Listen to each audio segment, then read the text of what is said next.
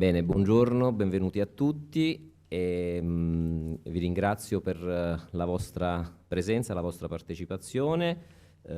Io sono Raffaele Faciello e mi è stato affidato il compito di moderare questa giornata di lavori dedicata alla strategia e agli interventi dello sviluppo rurale per la futura programmazione 2023-2027 con un approccio che è quello di oggi, un approccio, diciamo così, da un lato di presentazione di alcune dinamiche, alcuni percorsi che sono in corso, ma anche di importante interazione con la platea, quindi con voi che siete qui presenti in sala. E a questo proposito, come vedrete dai materiali che avete in cartellina, dal programma della giornata, noi faremo una prima parte con alcune presentazioni, poi ci fermeremo intorno alle 10, alle 10:45 per un brevissimo coffee break, poi ci sarà una seconda parte di presentazione e infine diciamo una sessione finale per le risposte alle domande che verranno dalla platea. A questo proposito abbiamo approntato uno strumento che diciamo è uno strumento anche un po' nuovo di interazione. In cartellina avrete sicuramente trovato un tagliandino con un codice QR che potete inquadrare con il vostro telefonino per poter atterrare direttamente, diciamo così, su una piattaforma che adesso vi faccio brevemente, vi presento brevissimamente.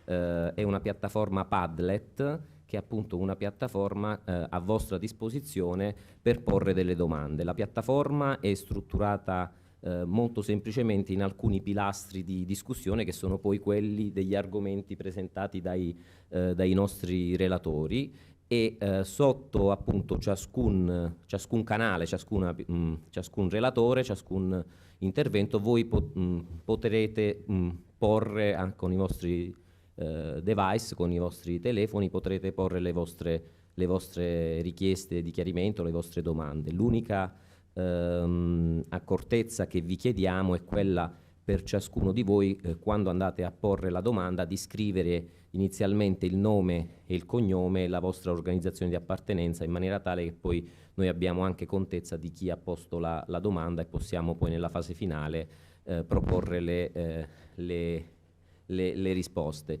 Le domande che saranno poi poste sulla piattaforma, alla fine c'è una redazione che proverà anche un po' laddove ci siano domande molto simili o contingenti, proverà ad accorparle in maniera tale che poi si tenterà nella fase finale di dare risposte coerenti anche a domande che sono coerenti fra di loro. Quindi potrete accedere a questa piattaforma, vi dicevo, sia attraverso il tagliandino, sia andando direttamente sul sito del PSR Veneto, dove in home page c'è la pagina dell'evento, c'è anche direttamente il link di questa piattaforma su cui potete cliccare per accedere e porre le vostre domande.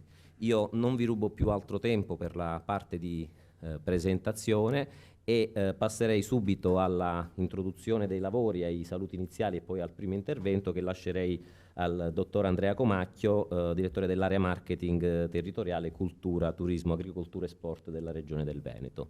Direttore, a lei la parola.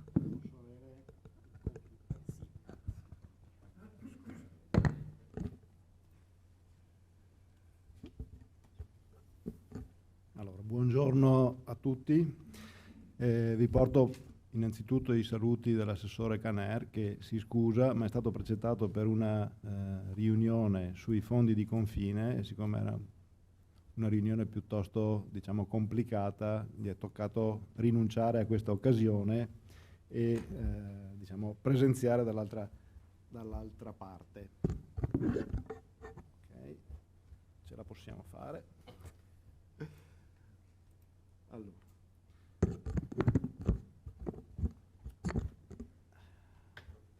Ne approfitto anche per ringraziare i colleghi per il lavoro che hanno svolto finora e diciamo, per come hanno preparato questa riunione del tavolo di partenariato.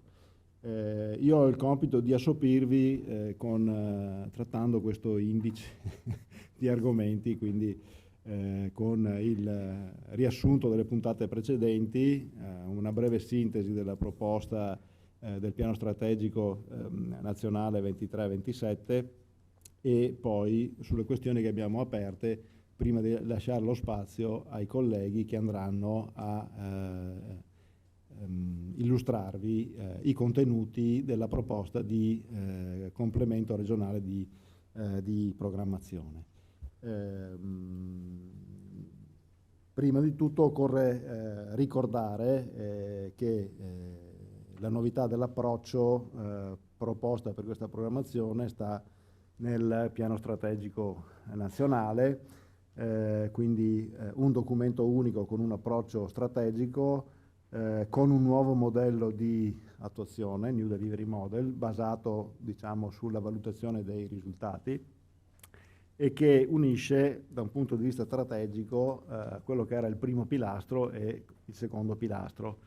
Nel secondo pilastro avremo una serie di interventi nazionali ad attuazione regionale con specifiche regionali adattate, più 4 interventi relativi alla gestione del rischio gestiti a livello nazionale e diciamo agganciato al documento strategico nazionale 21 complementi regionali per lo sviluppo rurale. Questa è la strada che è stata percorsa dal 2019 ad oggi per arrivare alla definizione del complemento per lo sviluppo rurale del piano strategico nazionale. Il documento regionale che vi viene presentato questa mattina e su cui apriremo la consultazione da oggi fino al 31 di luglio è il primo documento di questa natura che viene formalmente diciamo, adottato in Italia come contributo alla poi formazione del piano strategico nazionale. Accoglieremo, valuteremo le vostre proposte, integrazioni, osservazioni nella versione finale che adotteremo una volta esaurito il processo che vi verrà illustrato questa mattina. Dicevamo, il percorso che è stato fatto parte dal 2019, conferenza regionale dell'agricoltura, 2020 consultazione online sulla proposta della tecnica di quadro strategico. Nel 2021 c'è stato un lavoro molto, diciamo, tra virgolette, sotterraneo, nel senso poco visibile ma molto intenso, di collaborazione e di partecipazione ai lavori del Ministero per la definizione del piano strategico nazionale e in particolare per assicurarsi che quelle che erano le linee strategiche definite a livello regionale fossero inglobate nel documento nazionale. Nel 2022 abbiamo lavorato diciamo, alla definizione del complemento Veneto per lo sviluppo rurale, quindi il documento di programmazione regionale. Parallelamente, essendo investiti della responsabilità del coordinamento della Commissione Agricola e della Conferenza delle Regioni, abbiamo dovuto anche lavorare a livello di mediazione per la definizione dei contenuti generali delle principali misure e per il riparto dei fondi del FEASR. La sintesi dei lavori svolti dalla conferenza regionale, in particolare, a parte tutto il percorso che è stato diciamo, molto articolato e partecipato, l'output è consistito in 73 schede informative relative all'analisi di contesto, l'analisi SWOT per i 10 obiettivi generali e trasversali della PAC, 32 fabbisogni graduati in ordine di priorità e 10 opzioni strategiche per l'agricoltura regionale. Il partenariato è stato costituito a giugno del 2020, 88 partner rappresentanti delle aree istituzionali, economiche, ambientale e sociale. È stata data continuamente diciamo, informazione tramite delle comunicazioni mensili e tramite incontri e webinar dedicati a specifiche attività. È stata fatta la consultazione sul piano strategico nazionale e da oggi attiviamo la consultazione sul complemento regionale di programmazione. L'output della consultazione 2020 ha prodotto un quadro strategico con 70 interventi e diciamo l'individuazione delle preferenze dei partner rispetto alle scelte strategiche e l'individuazione degli interventi diciamo, più idonei per raggiungere i 10 obiettivi della PAC. Nel 2021, dicevo, un lavoro sommerso ma molto intenso. Calcolate, se facciamo il rapporto sulle giornate lavorative, circa un incontro o un tavolo tecnico ogni 2-3 giorni, 88 documenti di posizionamento prodotti, valutando analisi di contesto, fabbisogni e interventi. Questo è diciamo, l'indice del piano strategico nazionale che, come sapete, il Ministero ha presentato alla Commissione europea entro il 31 dicembre del 2021. L'architettura di questo piano strategico riguarda i pagamenti diretti che hanno una programmazione e gestione da parte del MIPAF d'intesa con le regioni e le province autonome, l'attuazione concreta tramite gli organismi pagatori che siano nazionali o che siano regionali come Avepa, gli interventi settoriali, quelli che vanno sotto la denominazione di OCM, con programmazione nazionale d'intesa con le regioni e gestione da parte delle amministrazioni regionali.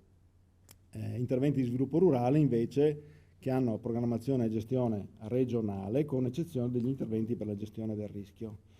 La versione del piano strategico presentata il 31 di dicembre aveva una dotazione per lo sviluppo rurale di 14,7 miliardi. Cito solo questa dotazione perché nell'accordo di inizio estate, 21 di giugno, sul riparto del FEASR, modulando il cofinanziamento nazionale, la dotazione complessiva è passata da 14,8 a 16,1 miliardi di euro nei 5 anni.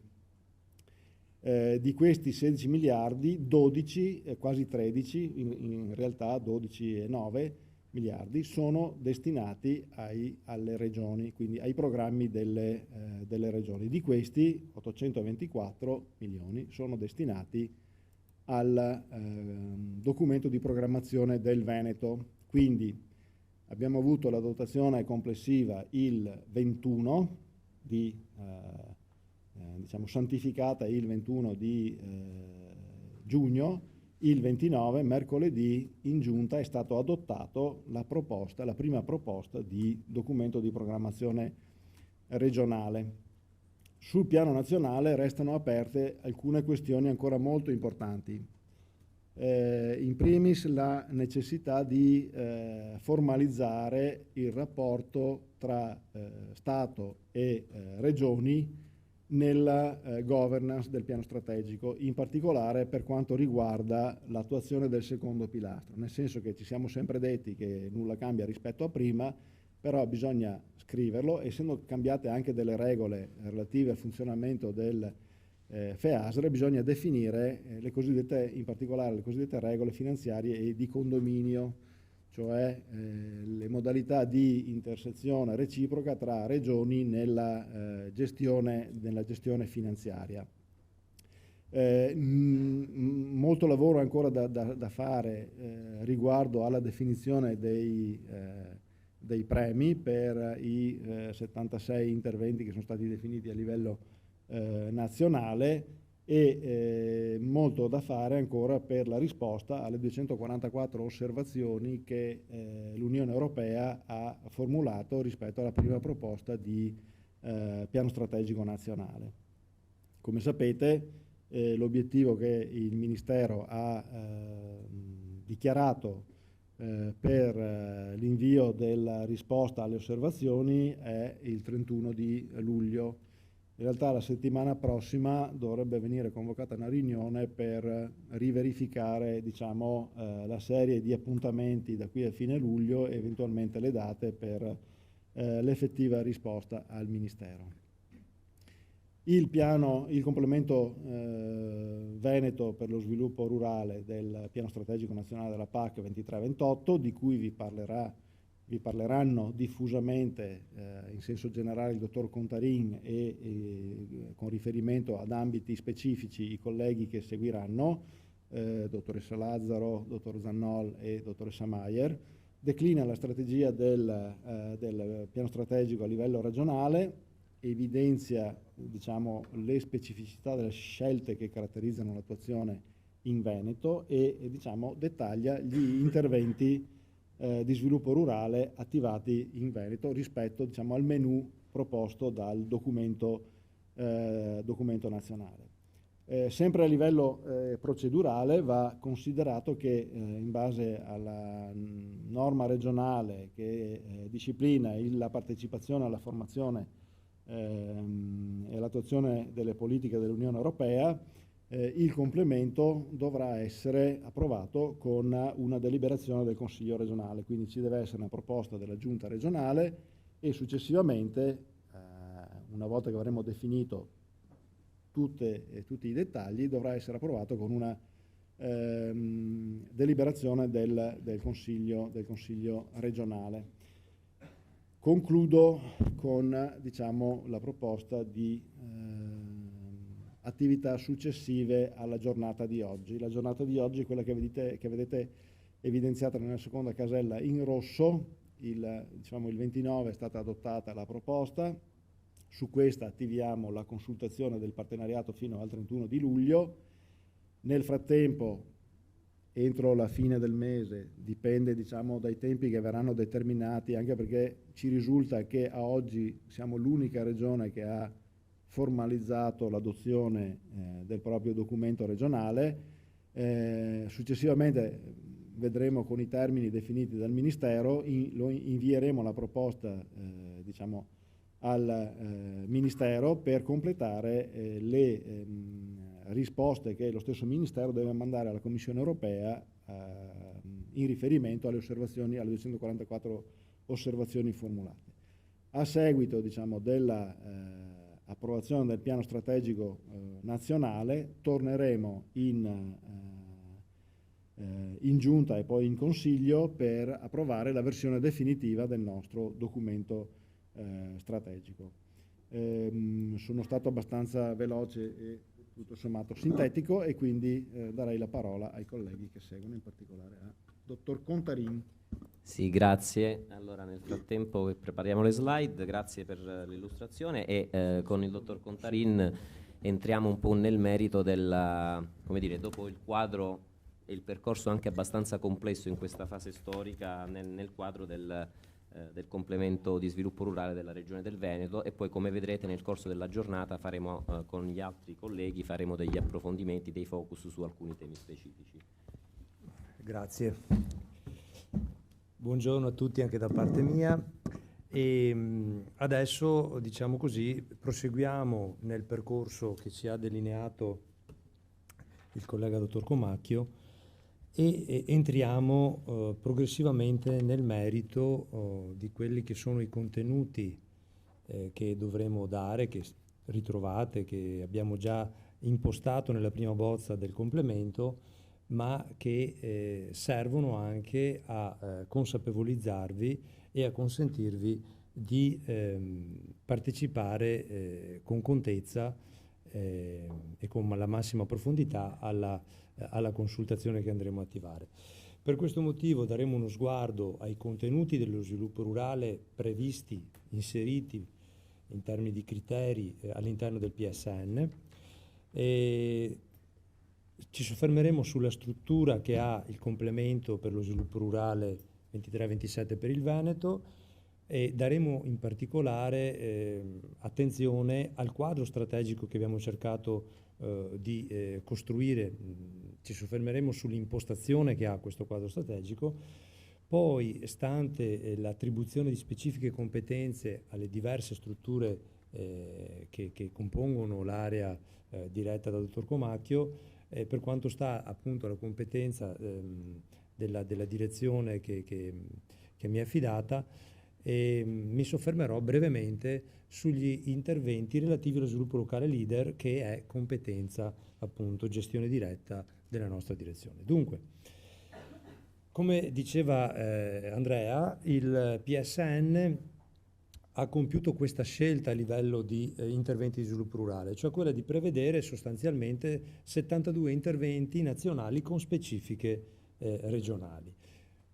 Cosa si intende? Di cosa stiamo parlando? Sono interventi unici, monolitici? Come si traducono queste e come si rappresentano, come si intendono queste specifiche regionali?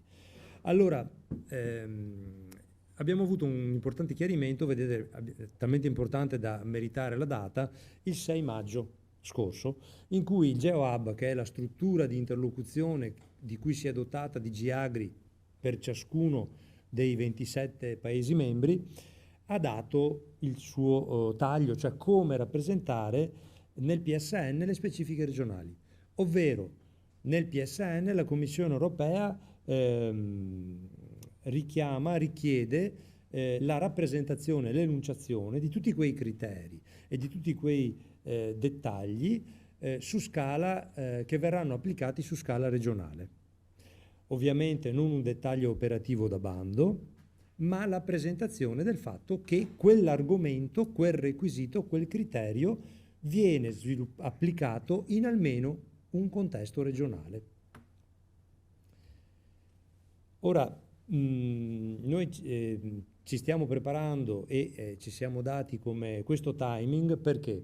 Perché ovviamente nella versione 2 della bozza di piano strategico nazionale, che nelle intenzioni originarie ora aggiornate dalle parole di Andrea, per l'intenzione del Ministro dovrebbe essere presentato il 31 luglio, lì dentro, oltre alla risposta alle varie osservazioni, tanto sul primo pilastro, sugli interventi settoriali, quanto sullo sviluppo rurale, lì dentro dovevano starci anche tutte le specifiche regionali. Abbiamo già lavorato in via preliminare per consentire di prefigurare, diciamo così, il posizionamento veneto. Già a marzo, come strutture tecniche, abbiamo fornito le principali specifiche ricavate dalla precedente consultazione sul quadro strategico che abbiamo avuto a fine 2020, almeno per le questioni più, grandi di indirizzo.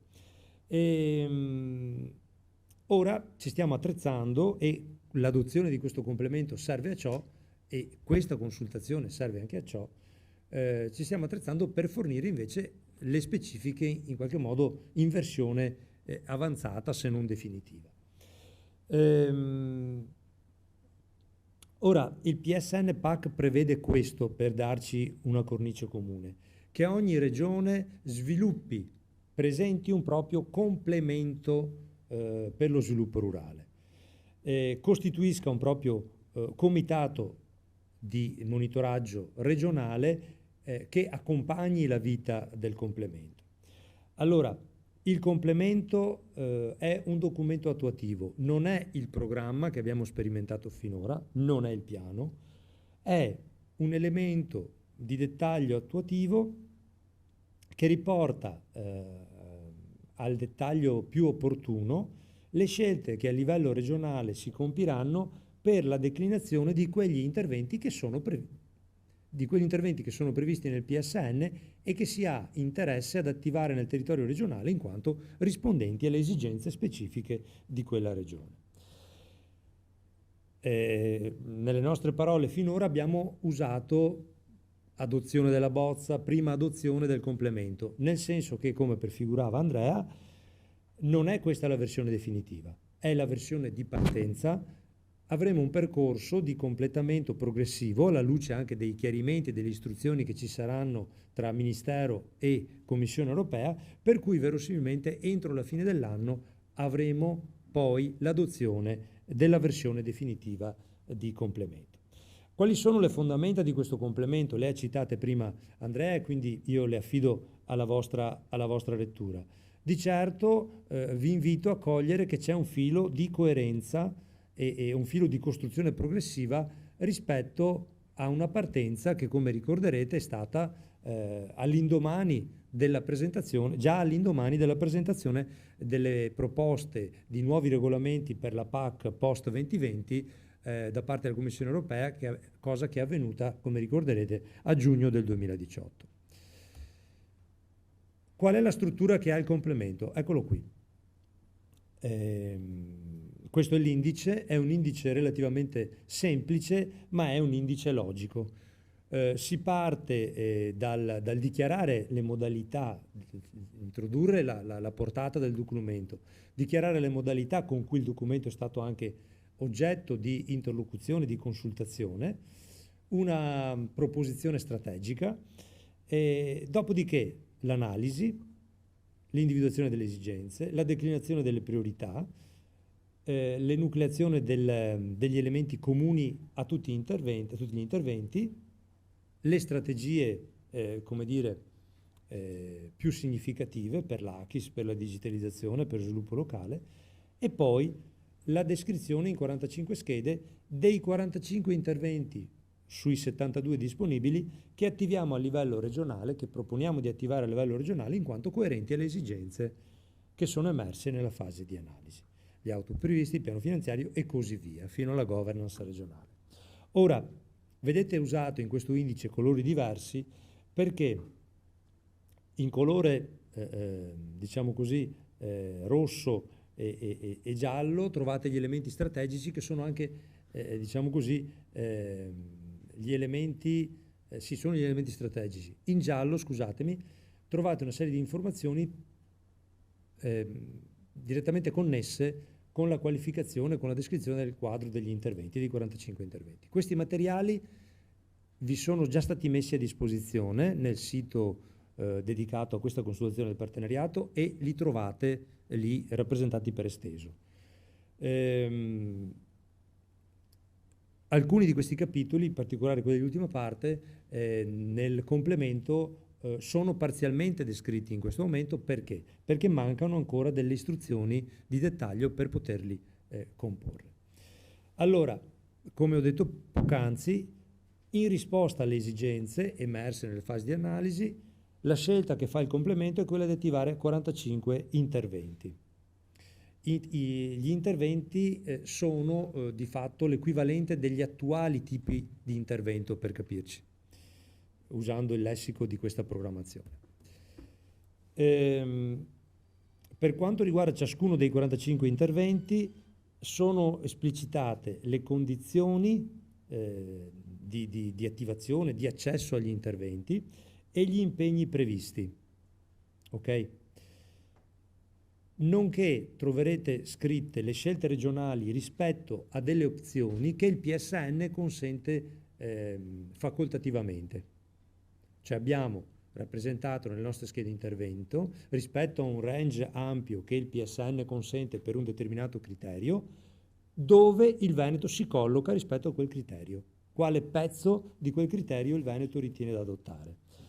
Nella scheda intervento trovate in questo momento anche delle specificità regionali sulle quali abbiamo un negoziato aperto in questo momento con il Ministero, nel senso che le stiamo proponendo come significative per il Veneto, ancorché non previste ancora nella scheda nazionale, in modo tale che la scheda nazionale del PSN la faccia propria e la ospiti, in modo tale che sia legittimata l'attuazione in Veneto.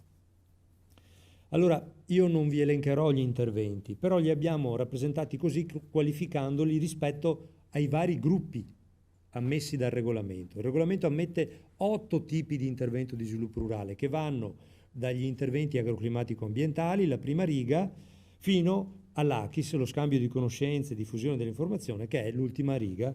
E vedete, nel primo gruppo noi ne abbiamo previsti 16 della prima tipologia e 6 dell'ultima.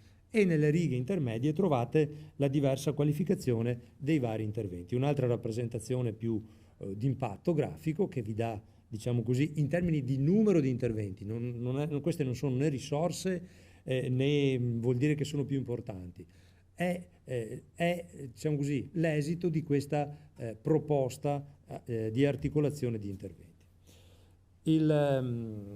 Il direttore Comacchio citava appunto questa, come dire, la buona conclusione per noi, mi permetto di dire, di questo travagliato negoziato sulla distribuzione, sul riparto tra regioni e Ministero delle risorse per il 23-27, vedete che per quanto riguarda il Veneto vengono attribuiti per questi 5 anni poco più di 824 milioni di euro. Lo vedete rappresentato alla vostra sinistra. Mi permetto di far notare che di questi 824 e passa milioni di euro, 146 e passa derivano dal bilancio regionale, perché è l'obbligo alla quota di cofinanziamento. È una quota di cofinanziamento in proporzione un po' più impegnativa, consistente del passato, nel senso che le risorse allo sviluppo rurale sono più del previsto, diciamo così, più di quello che tecnicamente si poteva prevedere solo 6 mesi fa, per dirla, ma questo è grazie anche all'aumento dell'effetto leva legato all'incremento di cofinanziamento in capo alla regione, che passa da appena sopra il 17% del budget di spesa pubblica totale a praticamente il 18%, quasi il 18% per quanto ci riguarda. E ovviamente in proporzione anche il Ministero mette qualcosa di più. Il Governo con il Fondo di rotazione nazionale. Il quadro strategico. Allora, ce lo siamo inventati? No, assolutamente. Ce lo siamo inventati noi tecnici, se l'ha inventato l'assessore? No, assolutamente. Il quadro strategico deriva da elementi oggettivi. Il primo, ovviamente, gioco forza, i vincoli posti dai regolamenti. Il 2115, come avete visto, lo vedremo anche dopo, ha vincoli abbastanza ferrei. Secondo elemento, l'analisi condotta sia a livello regionale che ridiscussa a livello nazionale.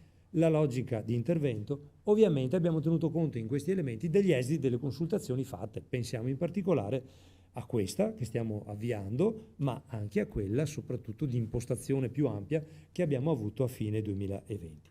Questo ha portato ai 45 interventi e ha portato anche all'interno dei 45 interventi e in accompagno alla definizione dei 45 interventi a tutta una serie di scelte strategiche. Okay? Cioè di relazioni tra esigenze, interventi e obiettivi specifici del regolamento.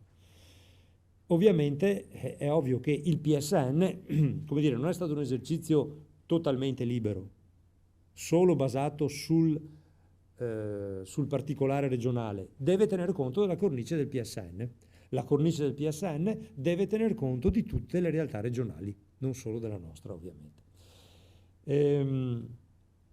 Le priorità, ok, abbiamo definito anche delle priorità in coerenza a quanto emerso nelle consultazioni, e le priorità poi si manifestano in che modo? Interventi dedicati a singoli temi, condizioni di ammissibilità coerenti per gli interventi, principi di selezione adeguati in quegli interventi. Questo consente di dare maggiore o minore priorità a un determinato tema negli interventi. I vincoli finanziari che si danno al regolamento sono scarni, sono 5% almeno di risorse dedicate allo sviluppo locale leader, almeno il 35% e non meno dell'impegno 14-22 sugli interventi che hanno a che fare col clima e con l'ambiente, massimo 4% di risorse all'assistenza tecnica. Quali sono invece le priorità veramente strategiche che sono emerse a partire dal 2019 e che sono state confermate anche dalle valutazioni sulla programmazione 14-22 che è nella sua fase finale? Le cito velocemente. I giovani. Il tessuto imprenditoriale giovane è il presupposto di un settore innovativo e resiliente. Sostenibilità. Attenzione, sostenibilità ambientale, sostenibilità purtroppo ai noi di questi tempi energetica, ma sono vanno viste e sono importanti perché sempre più sono una condizione fondamentale, una componente essenziale di quella che è la sostenibilità economica, diciamo in altri termini, di quella che è la competitività dei prodotti realizzati dalle aziende e delle imprese, delle aziende stesse. Non c'è contraddittorietà, non c'è l'uno verso l'altro, ma sono componenti. Terzo elemento di priorità. In questa chiave, quindi, noi vediamo lo sforzo che ci è richiesto in termini di anche di risorse finanziarie da dedicare al clima e all'ambiente. In questa chiave li vediamo, li riproponiamo nel quadro che vi viene sottoposto. Innovazione. Ovviamente cambia il paradigma, si passa a una visione di maggiore sostenibilità che implica salti tecnologici, cambiamenti tecnologici, innovazione nel know-how e nelle tecnologie applicate. E quindi è necessario che questo tipo di interventi abbiano attenzione prioritaria, non solo investimenti materiali, ma investimenti immateriali sulla capacità imprenditoriale. Vivibilità. Nella nostra regione forse la situazione è emblematica.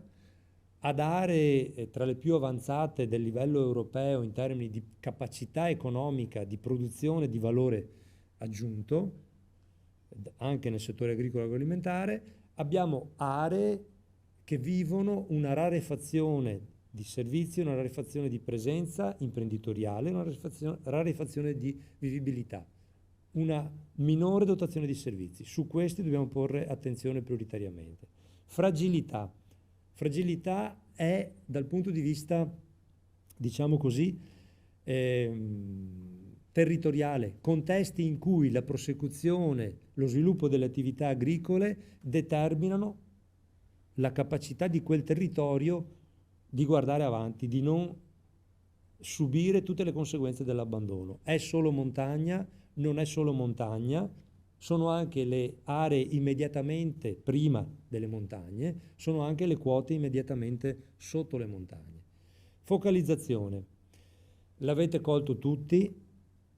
Abbiamo davanti 5 anni con una, come dire, fortunata proliferazione di strumenti di intervento di aiuto, bonus, leggi dello Stato, crediti d'imposta 4.0 e quant'altro attivate con leggi di bilancio, PNRR, programmi regionali FESR, programmi regionali FSE, fondi sviluppo e coesione. C'è il rischio che una regia poco attenta di questi strumenti possa ingenerare sovrapposizioni e diseconomie, sovraccarico su certi temi e sguarnitura totale di certe altre questioni. L'intenzione con gli strumenti che vi ho detto prima è quella di specializzare in via sussidiaria il complemento sviluppo rurale per quegli interventi che non possono avere sostegno negli strumenti che ho citato poc'anzi. La Regione del Veneto ha compiuto una serie di scelte che pone e le trovate ad esempio nelle 3 strategie che vi ho indicato, ma non di poco conto è un capitolo che viene reso alla vostra disponibilità, che è quello degli elementi comuni e trasversali di diversi interventi. Sappiamo tutti che le regole attuative in molti casi determinano il successo o l'insuccesso della strategia. Possono vanificare una buona strategia, come possono rendere al massimo efficace quella strategia. Per dare corso alle affermazioni che ho fatto proprio in questi precedenti secondi, abbiamo una massima attenzione a quelle che sono le regole di demarcazione delle risorse del FEASR, degli interventi finanziati del FEASR, con gli altri interventi finanziati con gli altri fondi disponibili, sia con i programmi che ho citato che con il PNR. Ovviamente all'interno del PSN abbiamo un tema di complementarietà e di demarcazione già noto, ed è quello con gli interventi settoriali, ed è quello con i pagamenti diretti, ok? Su cui useremo i metodi indicati nel PSN. Vengo veramente alle battute finali e vi dicevo, la direzione che mi onoro di dirigere su incarico della Giunta ha gestione diretta dello sviluppo locale leader. Si sostanzia in questa programmazione in 2 interventi. Un intervento che guarda alla fase iniziale, cioè che guarda alla costruzione delle strategie di sviluppo locale, e un intervento invece di gestione e attuazione delle strategie. Funzionali a quali obiettivi? Principalmente all'obiettivo specifico 8. L'obiettivo specifico 8 è quello che cerca di intervenire sul problema costituito dal divario di vivibilità, aggiungo io, tra zone rurali e zone urbane. Ovviamente quali zone rurali? In particolare le più bisognose, le più fragili, e credo sia chiaro a tutti nel momento in cui do questa aggettivazione cosa si intende. Nel documento trovate scritto sviluppo locale leader, trovate le declinazioni strategiche e trovate i 2 interventi. Dal punto di vista della strategia ci sono delle scelte qualificanti e che segnano un passo in più, un passo in avanti rispetto a quella che è stata l'esperienza di leader da non solo da 30 anni a questa parte, ma in queste due programmazioni, in particolare l'ultima programmazione.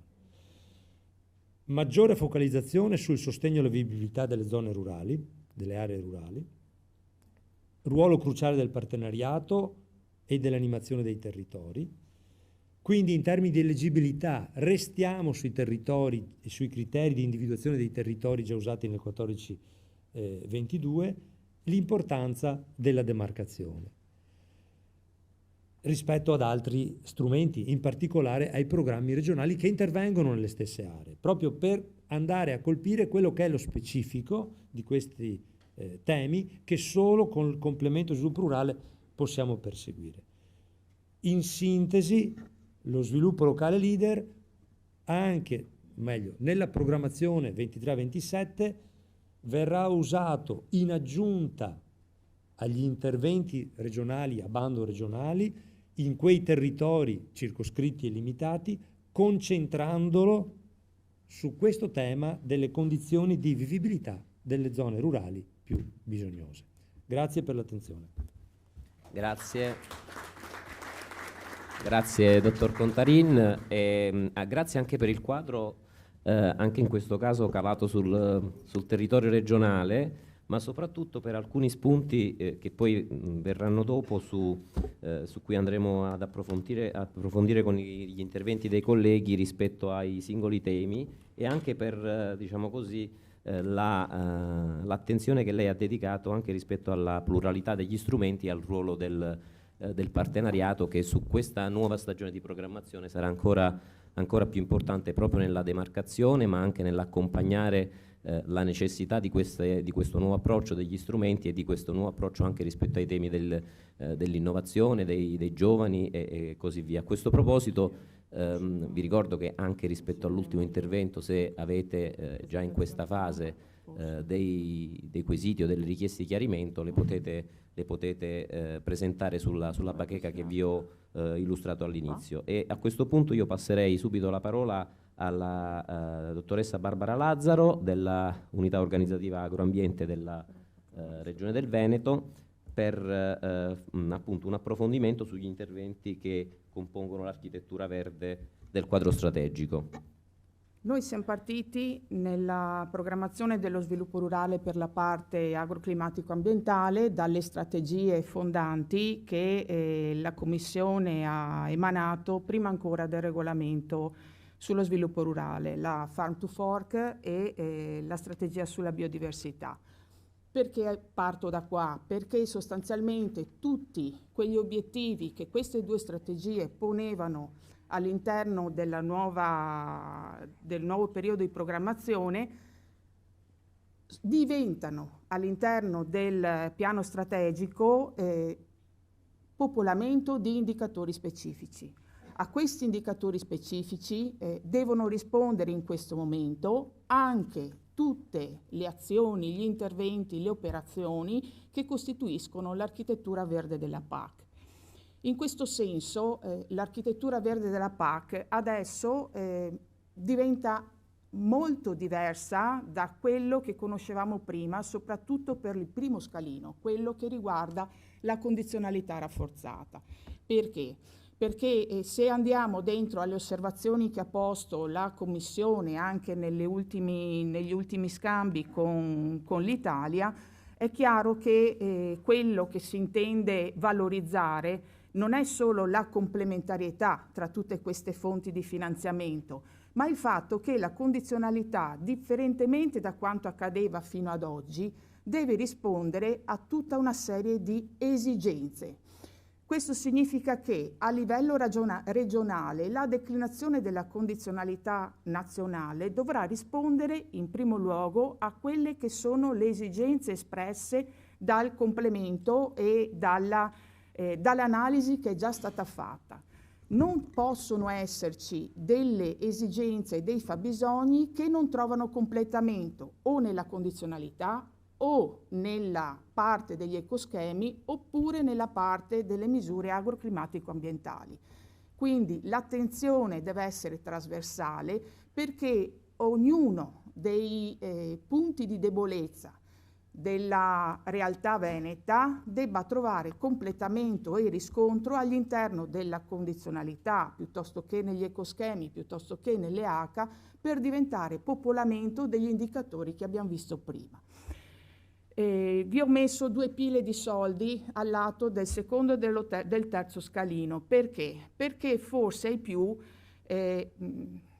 si sfugge l'idea che all'interno di questa complementarietà la grande borsa sta nello secondo scalino. Lì parliamo di miliardi di euro. È vero, è a livello nazionale, però il grande plafond sul quale si dovrebbe lavorare cercando di drenare il massimo possibile per questa realtà regionale è sullo secondo scalino. Nell'ottica di quello che vi è stato mostrato prima in termini di riparto, è pur vero che una grande quota è focalizzata anche sulle misure agroclimatico-ambientali che compongono il secondo pilastro, però rispetto al quadro dello sforzo che va messo in atto come regione, è ben vero che molto si debba ragionare anche sullo scalino della complementarietà con gli ecoschemi. Cos'è questa condizionalità rafforzata? Io qui vi ho messo in rosso quelle che sono le novità in termini di nuovi impegni, nuove condizioni di CGO o di BCA che devono essere sostanzialmente rispettati dall'agricoltore e che costituiscono un primo passaggio su quello che poi è la realtà delle operazioni che verranno pagate con gli ecoschemi piuttosto che con le misure agroclimatico-ambientali.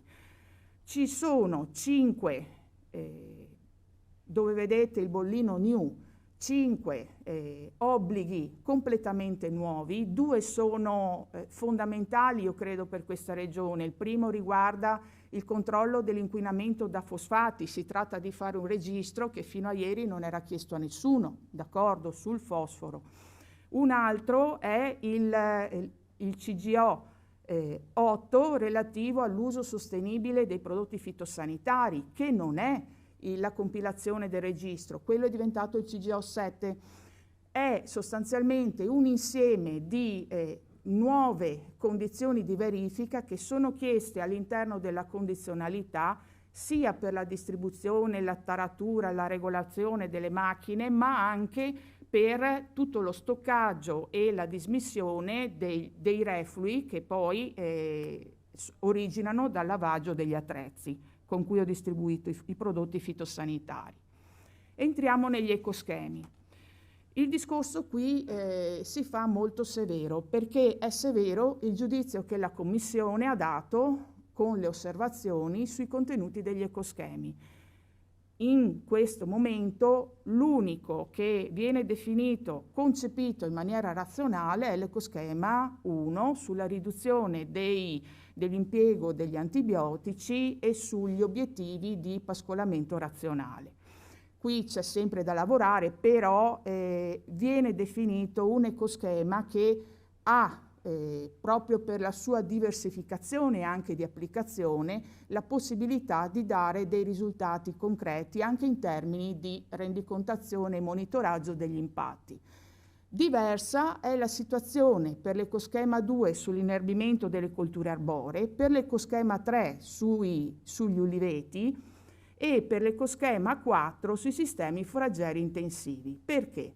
Perché la Commissione in questo caso ha sostanzialmente segnalato che questo insieme di proposte sono da un punto di vista limitative, fortemente limitative rispetto a quella che è la situazione del quadro delle superfici agricole nazionali, perché l'ecoschema dovrebbe potersi applicare a ogni azienda agricola che ha la possibilità di potersene avvalere. Dall'altro non hanno degli obiettivi ambientali sfidanti, ma la cosa fondamentale sulla quale è entrata la Commissione è quella che la metodologia di calcolo sulla quale sono stati proposti, che corrisponde a quello che in gergo si definisce pagamento top-up, quindi aggiuntivo, non si possa riconoscere a questo tipo di proposte perché sono proposte legate contraddittorie, scusatemi, rispetto all'Organizzazione Mondiale del Commercio e alla WTO, all'allegato 2 sul commercio, per il semplice fatto che si agganciano a realtà produttive della nostra realtà nazionale. Un ecoschema, per essere riconosciuto top-up, non dovrebbe essere legato né a superfici produttive né tantomeno a specifiche realtà produttive, come il caso per esempio degli ulivi. Detto questo, in questo momento gli ecoschemi sono in forte rivalutazione a livello nazionale per i contenuti e per esplicitarne le giustificazioni rispetto alle osservazioni della Commissione. Va anche detto che finché la condizionalità rafforzata non è stabilita in maniera ferma e gli ecoschemi non sono stabiliti in maniera ferma, non sarà possibile neanche procedere alla rendicontazione precisa dei pagamenti agroclimatico-ambientali e quindi a dirvi quanto vale il pagamento per ettaro domani delle misure H, per il semplice fatto che la Commissione prevede quel criterio di demarcazione netta, quindi di no double funding, tra quello che viene definito obbligo, quello che viene pagato con l'ecoschema, che non può essere pagato con le misure agroclimatico-ambientali. In questo quadro lo sforzo che è stato fatto finora è stato quello di portare avanti tutto il pacchetto che in Veneto già esiste per le misure agroclimatico-ambientali, così come sono state concordate con la conferenza regionale, e in questo contesto esistono 4 novità. Le 4 novità riguardano sostanzialmente 2 misure agroclimatico-ambientali che sono nuove rispetto a prima, una che riguarda gli impegni di distribuzione con interramento immediato degli effluenti zootecnici, l'altra che riguarda sistemi di applicazione in campo della riduzione sulla deriva e di riduzione di impiego di certe molecole che sono già definite o candidate alla sostituzione dal regolamento sui prodotti fitosanitari, oppure che purtroppo hanno trovato dei livelli di splafonamento nei corpi idrici sotterranei o nei corpi idrici superficiali a livello regionale. A questo si affiancano 2 altri interventi importanti che non sono misure H, probabilmente ve ne parlerà poi anche il dottor Zannol. Uno sono gli investimenti produttivi agricoli per l'ambiente, il clima e il benessere animale. Qui dentro sostanzialmente si parla e qui dentro viene popolata l'architettura verde.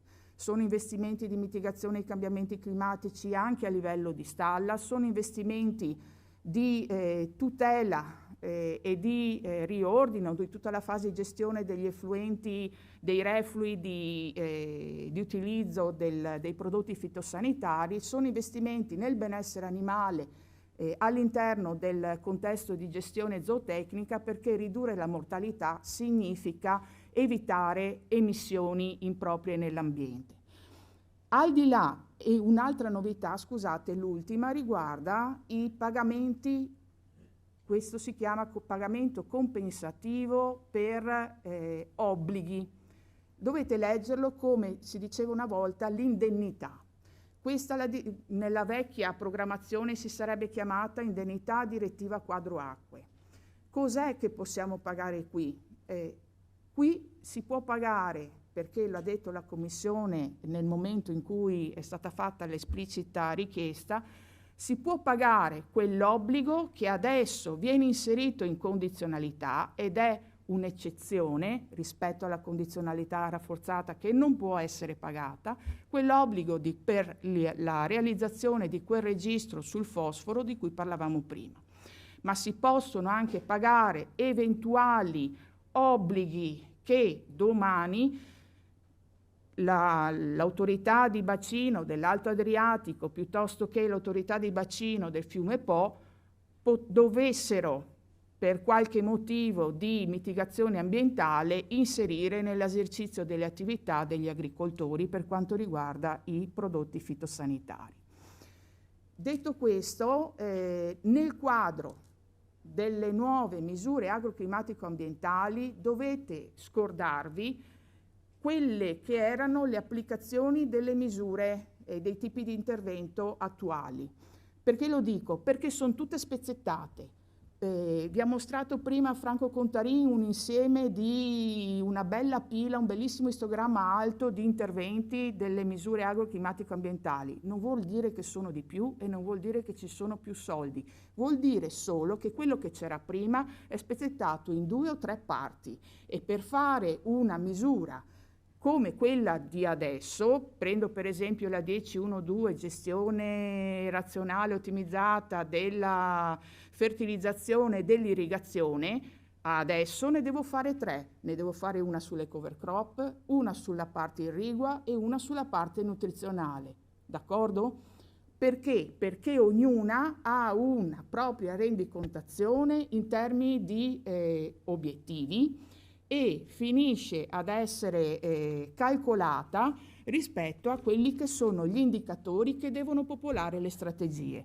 Detto questo, con queste declinazioni, comunque vi ritrovate, se lo sforzo porterà al risultato che intendiamo avere, tutto quel panorama di misure e di azioni che finora il Veneto ha, d'accordo?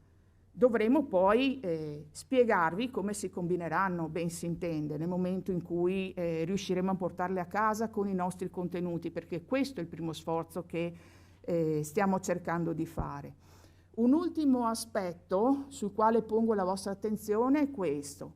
Non pensiate che nello sviluppo rurale, come vi è stato detto da Franco Contarin prima, ci sia tutto quello che c'è stato finora. Ha detto benissimo Franco il fatto che non ci devono essere sovrapposizioni e diseconomie di scala perché all'interno della programmazione si deve pagare e corrispondere esclusivamente a quello che in altri contesti programmatori non c'è. Per questo vi faccio un esempio, le sinergie dove le troviamo? In primis noi stiamo lavorando con un LIFE sugli impollinatori, dove stiamo ragionando insieme alle altre regioni su come lavorare sull'ecoschema 5, ok, quello sugli impollinatori, in maniera da portare lì e non all'interno dello sviluppo rurale tutta una serie di azioni per lo sviluppo degli impollinatori e per la riduzione dei prodotti fitosanitari a questo fine.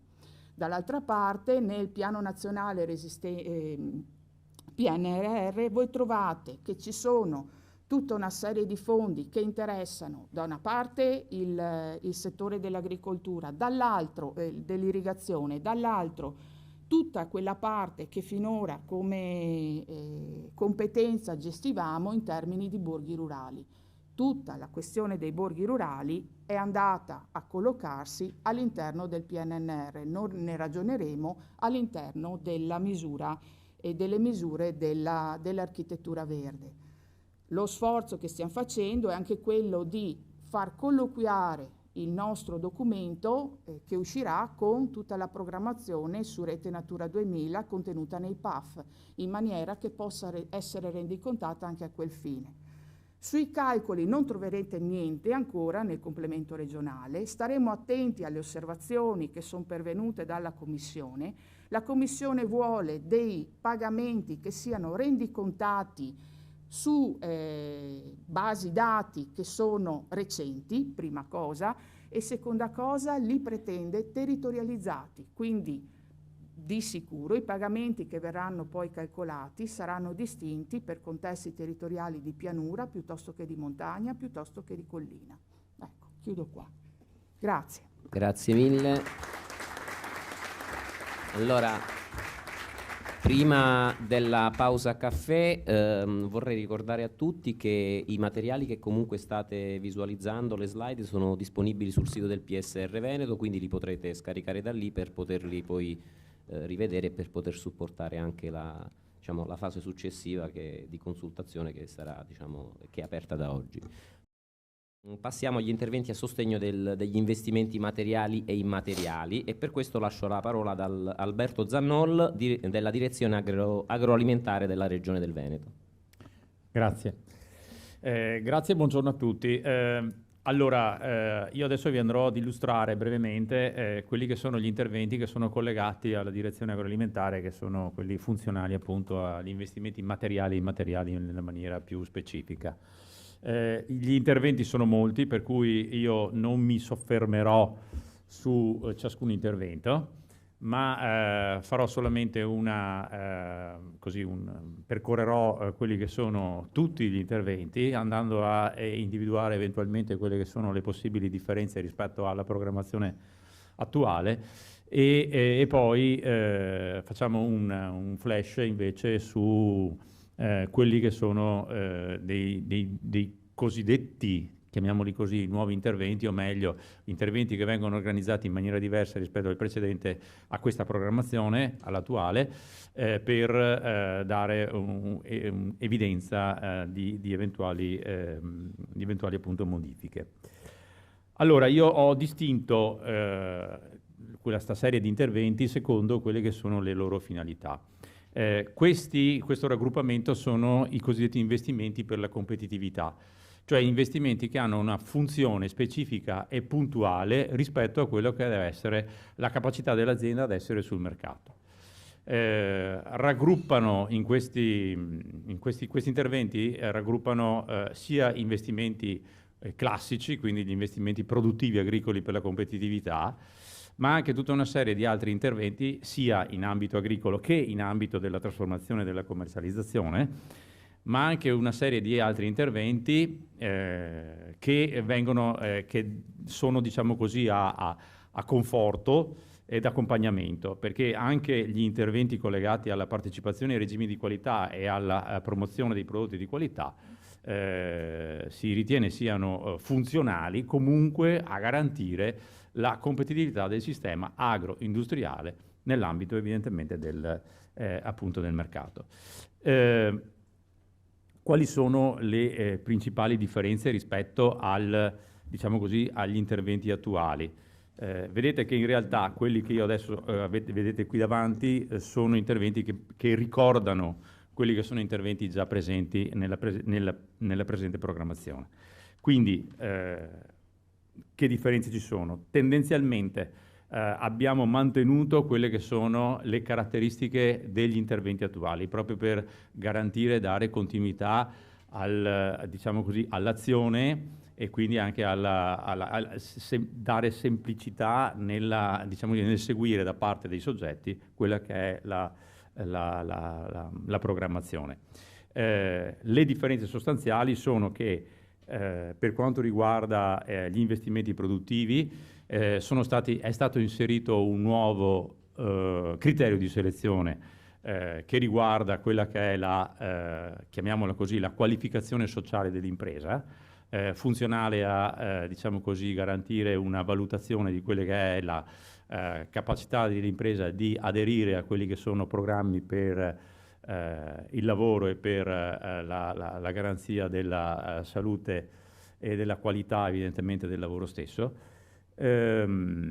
Abbiamo inserito, per quanto riguarda l'agroindustria, abbiamo ampliato per quanto riguarda il settore agroindustriale la platea dei soggetti che possono avere il 40% di sovvenzione, che prima era limitata solamente alle microimprese in area montana. Adesso abbiamo ampliato non solo alle microimprese ma anche alle piccole e medie imprese comunque in area montana, proprio per focalizzare diciamo così, questo tipo di intervento nello specifico ambito montano. Per quanto riguarda invece la promozione dei prodotti di qualità, stiamo andando verso la definizione di costi unitari, cioè di costi standard, per quanto possibile, per fare in modo di semplificare e di facilitare evidentemente la gestione dell'intervento. Il pacchetto giovani, l'insediamento di giovani in agricoltura viene confermato con un pacchetto, il pacchetto che dovrà essere collegato quindi o a investimenti produttivi agricoli oppure ad investimenti produttivi con finalità ambientale, cosa che vedremo dopo di che cosa si tratta, oppure a investimenti per la diversificazione. Sulla diversificazione La differenza sostanziale è che è stato eliminato, diciamo così, l'azione collegata all'attivazione di servizi ambientali, perché il tiraggio era estremamente scarso, mentre è stata inserito, perché ovviamente la normativa l'ha inserita, l'oleoturismo e l'enoturismo, insieme evidentemente quindi al turismo rurale in termini più generali. Investimenti per il clima, ambiente e benessere. Aveva citato la dottoressa Lazzaro già in precedenza. Io ho raggruppato tre interventi che hanno, diciamo così, una finalità sì anche produttiva, ma in realtà la finalità vera è quella collegata evidentemente a garantire un adeguamento, ovvero un miglioramento anzi, di quelle che sono le condizioni di sostenibilità ambientale, in termini generali, dell'impresa che va ad effettuare l'investimento.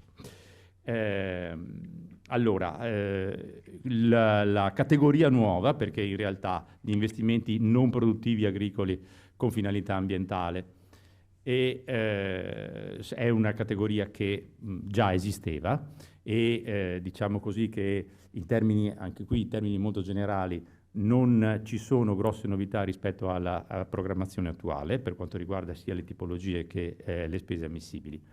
Mentre per quanto riguarda invece gli investimenti produttivi agricoli in ambiente, clima e benessere animali e gli investimenti produttivi non agricoli in aree rurali, queste due categorie una è nuova ed è una riorganizzazione di una tipologia di investimento che già esisteva ma che attualmente è, diciamo così, integrato all'interno della categoria ordinaria degli investimenti in azienda agricola.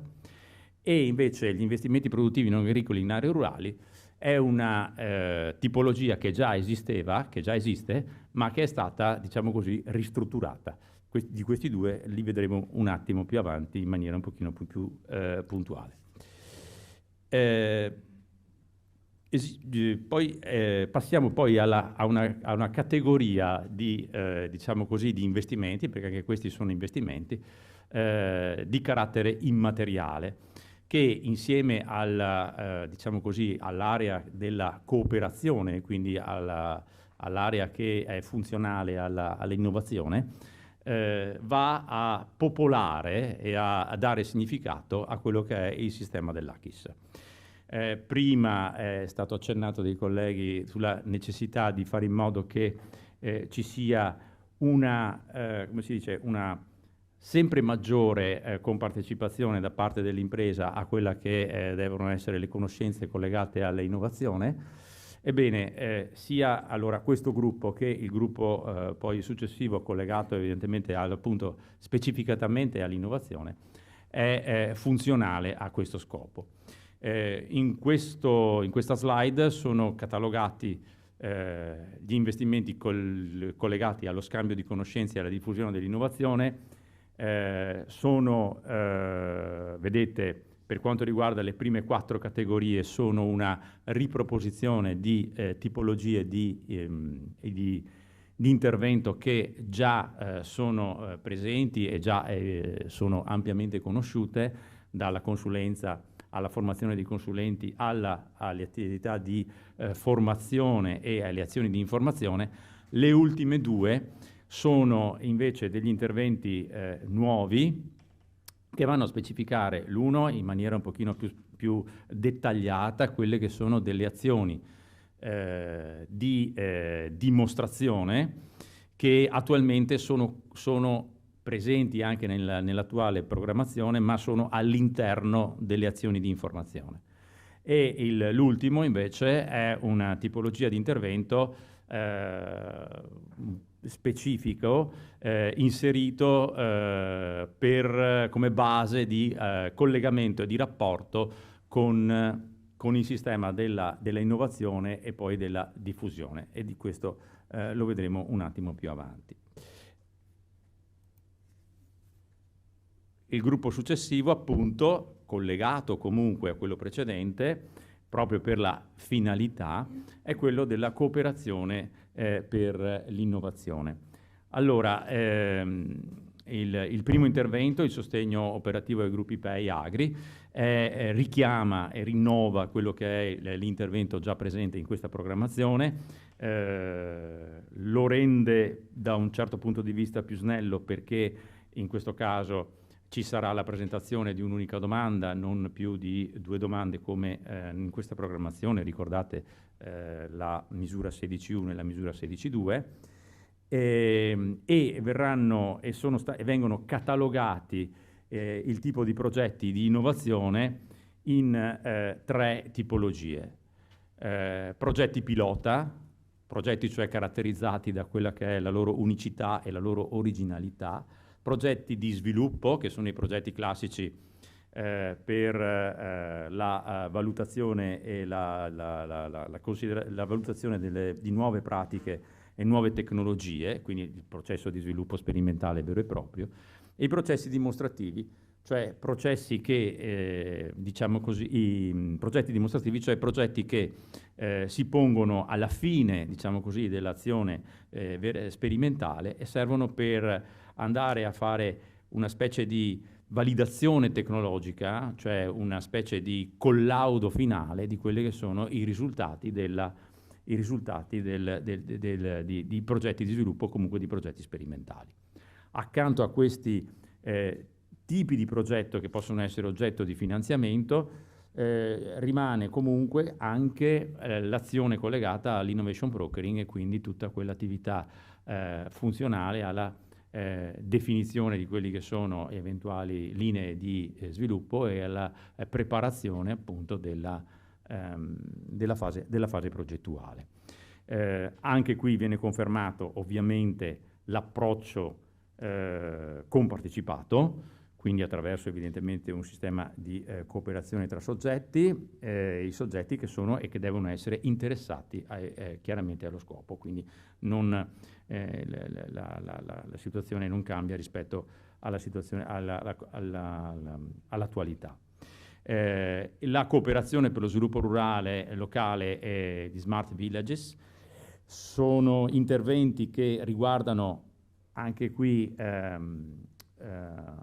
la possibilità di avere la costituzione di gruppi operativi che però sono funzionali non direttamente all'innovazione, ma sono funzionali a scopi di carattere locale o comunque scopi, diciamo così, circostanziati, che consentono di garantire uno sviluppo di un'area oppure lo sviluppo evidentemente di una specifica condizione o situazione rispetto alla quale ci possono essere dei problemi e problemi che possono essere risolti attraverso appunto il collegamento tra diversi soggetti per portare evidentemente al successo l'impresa. Ci sono 6 ambiti entro cui evidentemente si possono collocare questi gruppi operativi e quindi questi progetti collegati ai gruppi operativi, dai sistemi del cibo all'inclusione sociale, all'ambito agroclimatico ambientale, la biodiversità e poi le filiere locali forestali e la gestione aggregata delle superfici forestali, di cui vi parlerà poi la dottoressa Maier in maniera un pochino più specifica. Ultimo gruppo è quello segnato in verde perché comunque ha sempre una finalità di carattere ambientale, è quello del sostegno alla biodiversità e all'agricoltura montana. Qui vedete ci sono 4 tipi di intervento, 4 interventi. Per quanto riguarda la parte collegata alla biodiversità non vi sono sostanziali differenze rispetto all'architettura attuale, così come anche il sostegno alle zone rurali con svantaggi naturali, quindi montagna, indennità compensativa. Viene riproposto diciamo così, lo schema attuale con gli stessi livelli evidentemente di contribuzione e anche le stesse metodologie di calcolo. Mi soffermo su 3 aspetti. Il primo, allora, gli investimenti produttivi agricoli per ambiente, clima e benessere animale. Qui si tratta di una riformulazione, come dicevo prima, di tipologie di intervento che già esistono, ma sono adesso catalogate in altro modo. Vedete, la cosa importante è che la finalità è migliorare le performance ambientali dell'impresa e migliorare il benessere animale. Quindi tutto ciò si esprime attraverso 3 principali azioni, e qui le vedete: mitigazione dei cambiamenti climatici, tutela delle risorse naturali, suolo, acqua e aria, e benessere animale.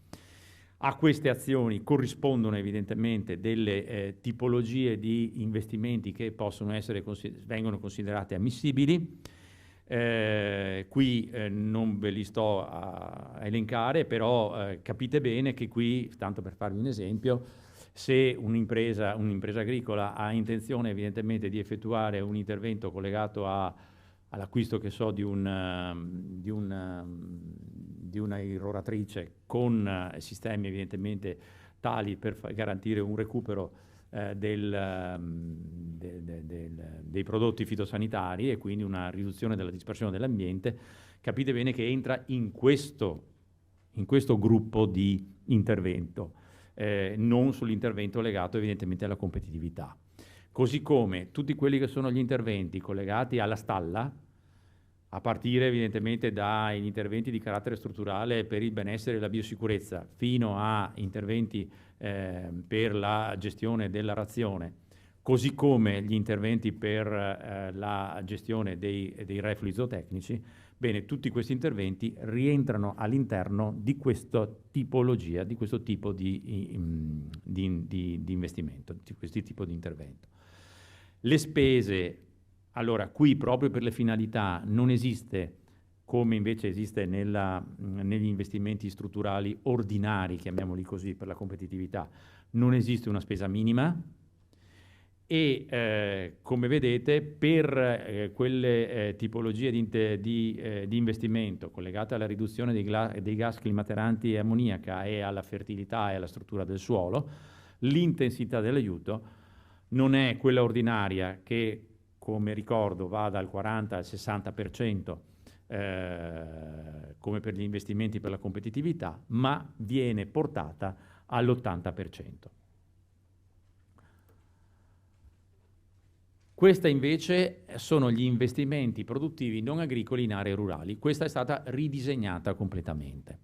La finalità è quella di garantire un miglioramento dell'efficienza delle attività di servizio all'agricoltura. Quindi in questo caso i beneficiari non saranno, perché ovviamente stiamo parlando di attività non agricole, non saranno gli agricoltori, ma saranno micro e piccole imprese artigiane contoterziste, per capirsi. È scritto in verde perché la finalità alla fine è quella, cioè garantire evidentemente un miglioramento di quelle che sono le prestazioni comunque di queste aziende da un punto di vista di impatto ambientale, e quindi sono investimenti specifici, quindi macchine per l'agricoltura conservativa di precisione o a ridotto impatto e piazzole per il lavaggio delle irroratrici con recupero acque. 30% è la spesa ammissibile, con, vedete, una spesa minima e una spesa massima tra i 40 e i 600.000, con i principi di localizzazione che sono funzionali di selezione che sono funzionali o alla localizzazione dell'intervento, ovvero alla tipologia, oppure al tipo di beneficiario, perché anche qui evidentemente bisogna considerare le caratteristiche del soggetto che potrà presentare domanda. Relativamente agli interventi del sistema ACHIS, volevo solamente farvi notare questi due tipologie di intervento che io considero degli interventi cerniera, una specie di interventi che sono il motore, okay, di quello che è poi il sistema dello scambio di conoscenze e quindi della diffusione dell'innovazione. Perché oltre a tutti quegli interventi che avete visto prima, collegati ovviamente alla consulenza e alla formazione e alle attività dimostrative, ci sono questi due interventi che fanno e formano una specie di supporto per garantire quello che è, come posso dire, la capacità di scambio di quelle che sono le conoscenze che il sistema della ricerca e il sistema della sperimentazione deve travasare al sistema della consulenza e quindi poi diciamo così, alla parte produttiva. Allora, il primo intervento è quello legato alla cooperazione per azioni di supporto all'innovazione e servizi rivolti al settore agricolo, forestale e agroalimentare. Qui cosa si va a finanziare? Si finanziano i cosiddetti hub per l'innovazione. Cosa sono? Sono delle ATS, delle ATI o dei contratti di rete, quindi dei sistemi strutturati, formati da università, enti di ricerca, associazioni, organizzazioni produttori, organismi di consulenza, ok? Che hanno come funzione quella di recepire e valutare quelli che sono i fabbisogni delle imprese, fare in modo di creare sinergia e fare in modo di collegare quelli che sono tutti gli attori dell'ACIS in maniera funzionale rispetto a quelli che sono il fabbisogno o i fabbisogni delle imprese che sono stati individuati. Quindi cosa devono fare? Creare rete. Creare rete significa creare punti di ascolto, essere incubatori di idee, fare e attivare dei piccoli interventi dimostrativi, così come fare in modo che ci sia uno sviluppo di quello che sono il sistema delle imprese che fanno dimostrazione. Preparare le imprese, individuare e preparare quelle che sono le imprese che possono partecipare a quella che è queste possono essere le azioni dimostrative. Vedete che il progetto che dovranno presentare sarà un progetto pluriennale con una spesa massima ammissibile di 150.000 euro finanziata al 100%.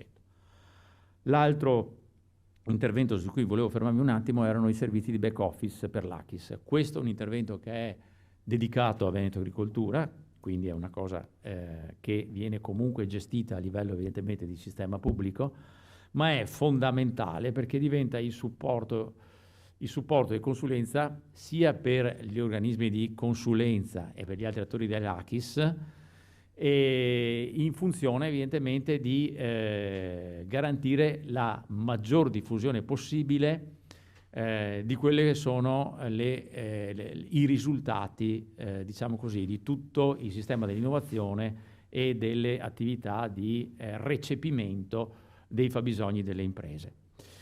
Sono servizi che dovrebbero essere funzionali alla costituzione degli hub per l'innovazione e sono servizi che sono complementari rispetto appunto alle azioni dimostrative, alla formazione, ai servizi di consulenza e alla formazione dei consulenti. È proprio un aspetto di cerniera, è un aspetto di collegamento e di garanzia, diciamo così, di continuità. Chiudo in maniera molto veloce dando un flash su quelle che sono le novità principali su quello che sono il gruppo di interventi sullo scambio di conoscenze e diffusione dell'innovazione. Formazione e consulenza. Viene diciamo così ripreso quello che è lo schema attuale, però diciamo così viene aggiunto la possibilità evidentemente di avere attività di formazione di consulenza e di consulenza soprattutto in pacchetto oppure personalizzate per eventuali contesti.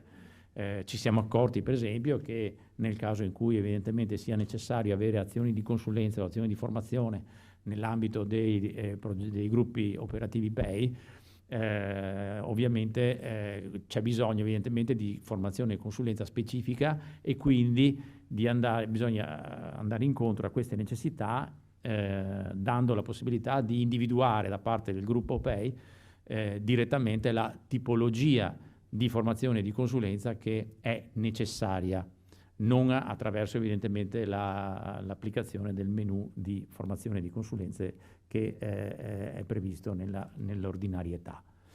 Le azioni dimostrative. Allora, le azioni dimostrative sono, diciamo così, un nuovo intervento, erano dentro le azioni di informazione. In questo caso si tratta di azioni, sono delle azioni pratiche, delle sessioni pratiche per fare delle verifiche in campo sui risultati della ricerca e per valutare evidentemente attraverso l'analisi benefici-costi quella che è diciamo così, l'impatto sulle aziende. Vedete che tra i beneficiari ci sono sia gli organismi di consulenza, gli enti formatori, le università, ma anche gli istituti superiori agrari che entrano quindi anche loro in maniera ufficiale nel sistema. Infine, Per quanto riguarda le azioni di informazione, con questa nuova programmazione viene ampliata quella che è la possibilità di offerta, quindi le tipologie di informazione e le metodiche di informazione, attraverso una validazione di sportelli informativi piuttosto appunto dell'utilizzo di social media, app, video, eccetera, eccetera, in maniera tale da ampliare quella che è la possibilità di diffusione e di divulgazione. Grazie, io ho finito, resto a disposizione. Grazie. Grazie mille, e adesso facciamo un passo in avanti sempre nel quadro strategico regionale con gli interventi legati appunto agli interventi forestali, quindi chiedo a Silvia Maier della Unità Organizzativa Foreste e Selvicoltura di prendere posto. È perfetto.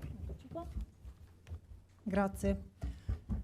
Allora, Dulcis in Fundo, le foreste, il gruppo di interventi che riguardano direttamente le foreste. Non sono numerosi, quindi potrò, rispetto ai colleghi, magari prendermi il lusso di fare una veloce carrellata scorrendoli tutti ed evidenziando ovviamente le novità. Non sono numerosi, ma come anticipava la collega Barbara Lazzaro, la numerosità in questa nuova programmazione non è significativa, in quanto tutte le operazioni finanziabili sono state in qualche maniera disaggregate e riaggregate in maniera diversa per comporre interventi nuovi.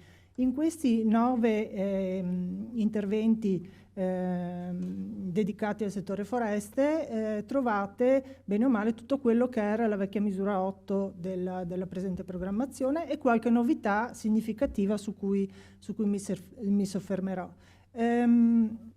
Trovate anche tutto quello che è emerso dal quadro strategico delineato col percorso che Franco Contarin prima ha illustrato, e si è voluto tener conto anche con un occhio alle novità che nel frattempo sono intervenute. Novità diciamo che sul territorio montano-veneto sono state impattanti, hanno aperto anche delle ferite che sono state successive all'avvio del confronto su questa nuova programmazione e che a volte anzi in alcune realtà sono ferite aperte che hanno messo in ginocchio i territori. Pensiamo a Vaia, pensiamo al Bostrico, pensiamo al cambiamento climatico che ci impone di pensare la selvicoltura anche in maniera innovativa, diversa, con un occhio più attento alle problematiche del cambiamento climatico. E abbiamo tenuto conto anche di 2 documenti che sono emersi nel frattempo, che sono la nuova strategia europea per le foreste, un documento del luglio dell'anno scorso, e di un documento importante che non c'era prima e che avrà sicuramente nei prossimi 20 anni un impatto molto interessante per la selvicoltura in Italia, che è la strategia nazionale per le foreste, un documento di inizio febbraio di quest'anno che appunto dà delle linee, degli indirizzi di cui si è tenuto conto, se non altro per cercare di adottare quell'approccio sinergico con gli altri strumenti messi a disposizione. La strategia nazionale per le foreste è stata approvata ed è stata adottata anche da una propria dotazione finanziaria, con la quale si cercheranno di operare interventi che sono complementari e sinergici a quelli che porteremo avanti con il PSN. Allora, detto questo, qui trovate una confluenza dei vecchi tipi di intervento nelle nuove schede di intervento. Ad esempio, vediamo che i primi 3, che riguardano la forestazione e imboschimento di terreni agricoli e non agricoli e il mantenimento di questa forestazione, è stato spacchettato in 3 interventi, ma richiama, diciamo, quelli che erano i tipi di interventi 8.1 e 8.2 della precedente programmazione. Ci sono delle novità che riguardano, anche se era una misura che c'era già attivata, quella di ripristino danni causati alle foreste di natura biotica, la 8.4, questa viene mantenuta, ma si aggiunge la possibilità di prevenire questi danni, cosa particolarmente interessante vista le recenti evoluzioni purtroppo non fauste di cui ho accennato prima. Investimenti non produttivi forestali, diciamo, ricalca quella che era la vecchia 8.5, ma ci sono delle novità che poi vedremo nel dettaglio. Quella che forse è la meno impattata, che si è mantenuta in maniera più coerente, sono gli investimenti produttivi forestali, e poi ci sono 3 new entry che ritengo essere di tutto interesse per il settore forestale. Uno che riguarda lo sviluppo delle risorse genetiche forestali, leggi vivaistica forestale, che è una novità credo in assoluto nelle misure dello sviluppo rurale. C'è l'avvio delle nuove imprese connesse alla silvicoltura, intervento di cui si sentiva da tempo la necessità e che non era stato possibile attuare nelle precedenti programmazioni. E poi entrerò un attimo in 2 azioni della cooperazione per lo sviluppo rurale di cui ha accennato Alberto Zannol. Allora, parto dal primo gruppo di 3 interventi che riguardano la forestazione su terreni agricoli, su terreni non agricoli, e un intervento autonomo per il mantenimento della forestazione e imboschimento e dei sistemi agroforestali. Allora, qui lo spacchettamento è abbastanza marcato. Richiamo quello che diceva la Barbara Lazzaro, e qui purtroppo c'è da fare una considerazione mia personale, che passando da una programmazione all'altra via via, la Commissione europea tende a pretendere dagli Stati membri che non misurino quello che viene fatto, ma che facciano quello che si misura, perché quello che guida l'individuazione degli interventi, come diceva Barbara, è l'indicatore di output. Quindi gli interventi devono corrispondere in maniera unitaria all'indicatore di output. Siccome c'è un indicatore interventi fatti in aree agricole e interventi fatti in aree non agricole, non si possono impacchettare le 2 cose. Parimenti c'è una distinzione molto marcata tra il monitoraggio di quelli che sono investimenti e il monitoraggio di quelli che sono premi a superficie per il mantenimento. Quindi si è distinto l'intervento sul sostegno al mantenimento della forestazione degli impianti fatti con gli altri 2 interventi. Questo, diciamo, non aiuta a comprendere la logica magari di come sono stati impacchettati gli interventi, ma tant'è. Costringerà l'autorità di gestione e anche i beneficiari a qualche esercizio in più nella creazione e nell'adesione ai bandi, ma purtroppo ogni programmazione porta il suo travaglio e così ce lo prendiamo. Allora, le novità di questo sono che sono state smussate alcune spigolature, almeno nella proposta che abbiamo proposto, che stiamo negoziando con la Commissione, per quanto riguarda i sistemi silvorabili o silvopastorali, per renderli più appetibili di quello che erano stato nella precedente programmazione. Per il resto viene confermato, per quanto riguarda i terreni agricoli, imboschimento naturaliforme, imboschimento di impianti di arboricoltura a ciclo breve e medio-lungo, e questi impianti di agroforestazione, che pensiamo possano essere in questa versione più interessanti per alcune aree del Veneto. Nei terreni non agricoli resta l'imboschimento naturaliforme e l'arboricoltura.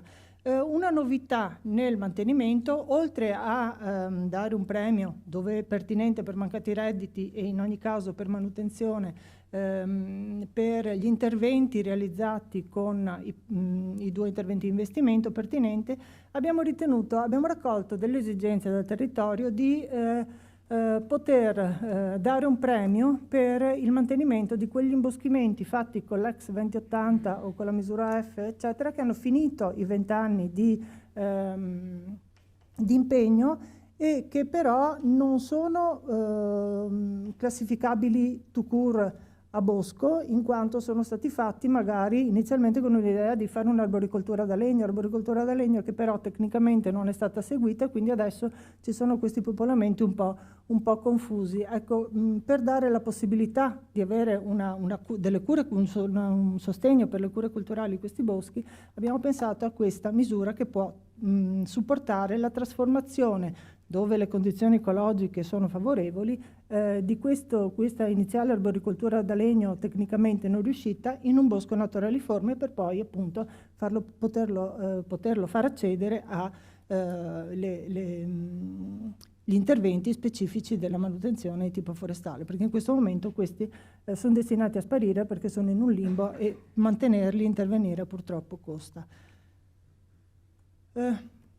Investimenti per la prevenzione e ripristino dei danni causati alle foreste, non mi fermo più di tanto, si tratta di una misura analoga a quella che c'è nel presente periodo di programmazione. La new entry è il fatto che si potrà intervenire anche con azioni di prevenzione. Anche questo, attenzione alla demarcazione, ad esempio con i fondi che il DL Incendi l'anno scorso ha messo a disposizione per le azioni di prevenzione, anche sono state finanziati dei fondi per le aree interne per attività e azioni antincendio, e quindi insomma questo dovrà operare in maniera sinergica a questi altri strumenti di intervento.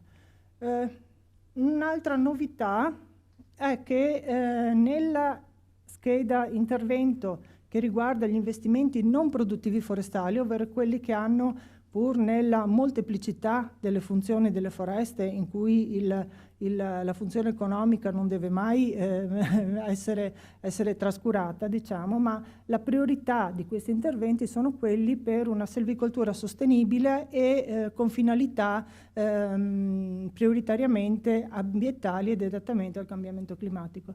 Abbiamo, come c'era in precedenza, la selvicoltura, quindi selvicoltura sostenibile e per la conservazione ambientale e naturalistica del paesaggio, eccetera.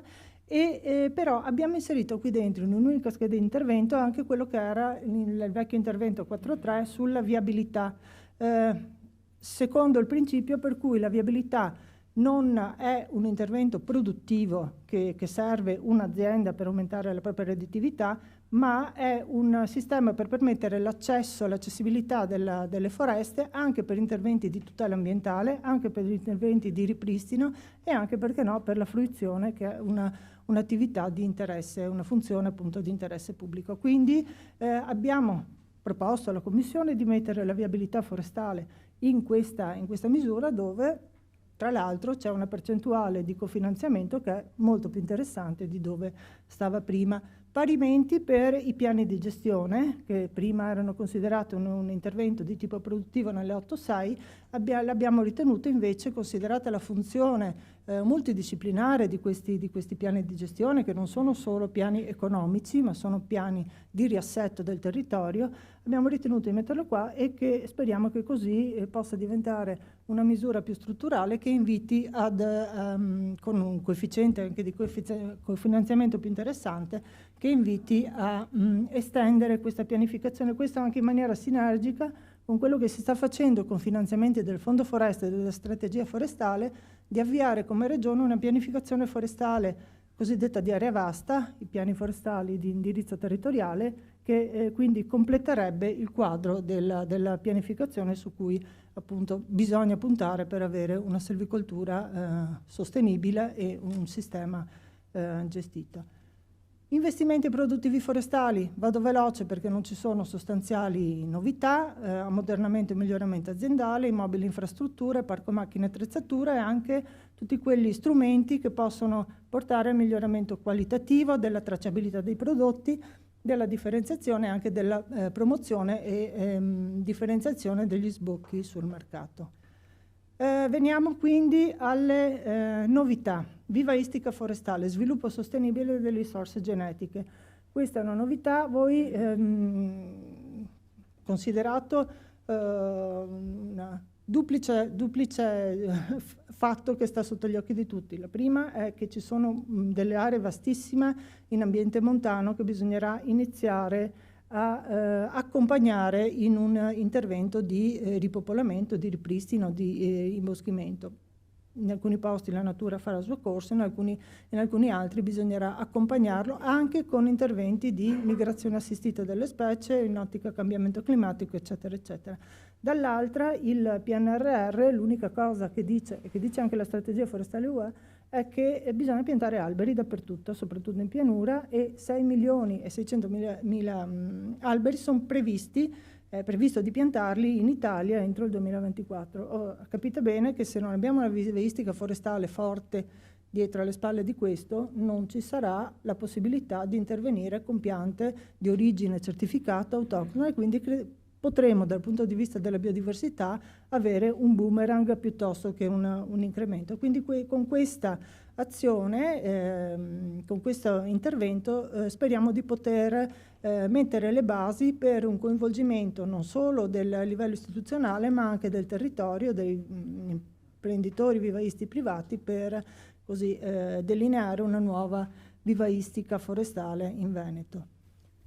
Avvio di nuove imprese connesse alla silvicoltura. Ecco, questo è un intervento di cui si sentiva molto bisogno, si era tentato varie volte. Dopo una strenua ma breve battaglia per cercare di sostenere che gli imprenditori, ai sensi del Codice Civile, gli imprenditori forestali sono considerati imprenditori agricoli perché conducono il fondo con azioni volte alla silvicoltura, ma questo approccio è stato stroncato, e quindi poter accedere al primo insediamento dei giovani agricoltori, questo approccio è stato stroncato perché quello che guida sono sempre i criteri del Trattato UE, prodotti dell'allegato 1 del trattato, prodotti agricoli, si possono avere imprese agricole accedere a quei fondi, il legno non lo è e quindi non può accedere a quei fondi. Quindi abbiamo riproposto, servendosi di un altro articolo, questo posso dire che l'abbiamo proposto proprio come Regione del Veneto, perché sì, una proposta che le altre regioni non avevano avanzato,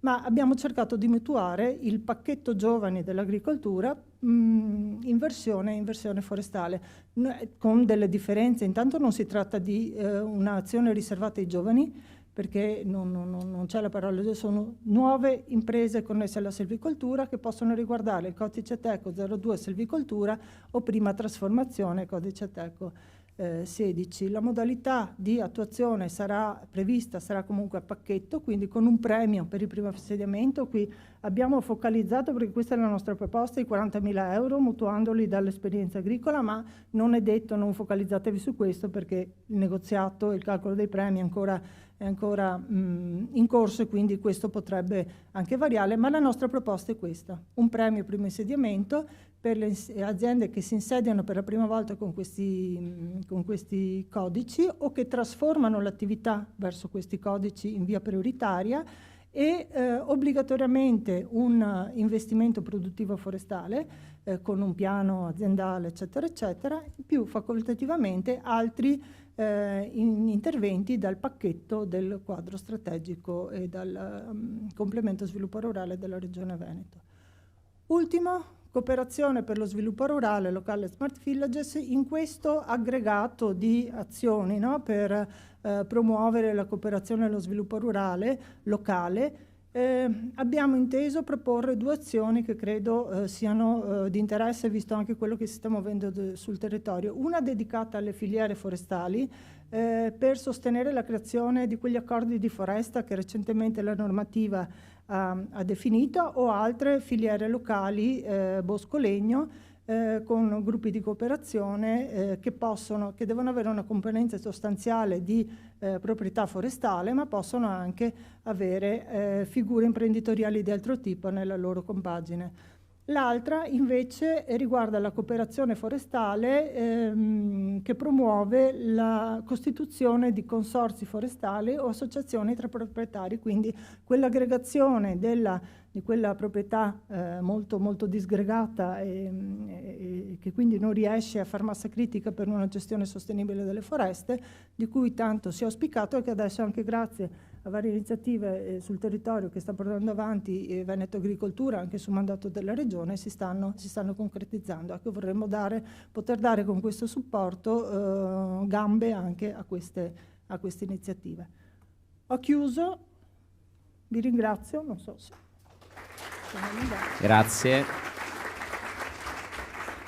Allora, con questo intervento abbiamo chiuso la parte di illustrazione di quelli che sono gli elementi anche di merito del quadro strategico, e invece adesso lascio la parola a Jonathan Asti per l'illustrazione di quelli che sono gli strumenti a vostra disposizione, a disposizione dei partner nei prossimi giorni per la consultazione online.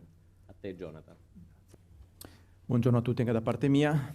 Allora, dopo gli interventi che sono che mi hanno preceduto, che hanno riguardato, diciamo, la parte più contenutistica dello sviluppo rurale, e a me il compito di illustrarvi le modalità di partecipazione alla consultazione online e gli strumenti che avrete a disposizione come partner per accedere ed effettuare la consultazione. Cercherò di focalizzare su alcuni elementi chiave, quindi sul chi partecipa, sul come, sui contenuti e sulla parte di tempistica relativa alla consultazione. Innanzitutto chi? Allora, evidentemente la consultazione è riservata al partenariato PAC 2030, di cui voi siete i rappresentanti oggi presenti. Ricordo, come è stato già accennato in precedenza, che il partenariato è stato costituito da una delibera regionale del giugno 2020 e a seguito di questa poi ogni organizzazione ha comunicato all'autorità di gestione del FEASR il nominativo del proprio rappresentante e un contatto di posta elettronica prioritario, istituzionale oppure del rappresentante. Mi soffermo un attimo su questo perché è un concetto importante, nel senso che questo contatto di posta elettronica cosiddetto prioritario è quello al quale avete ricevuto in questi anni tutte le comunicazioni, le segnalazioni, quelle a cui faceva riferimento anche nella presentazione iniziale il dottor Comacchio, riguardanti ed esclusive per il partenariato. Non da ultimo avete ricevuto tutte le informazioni riguardo all'evento di oggi. Ed è il contatto che utilizzeremo anche per comunicarvi poi il link e le informazioni per la consultazione. Quindi vi chiedo di appunto focalizzare l'attenzione su questo perché è quello il riferimento che utilizziamo. Ho specificato istituzionale di un rappresentante perché poi ogni organizzazione ha scelto nella sua autonomia di indicare un indirizzo istituzionale piuttosto che direttamente quello personale del rappresentante.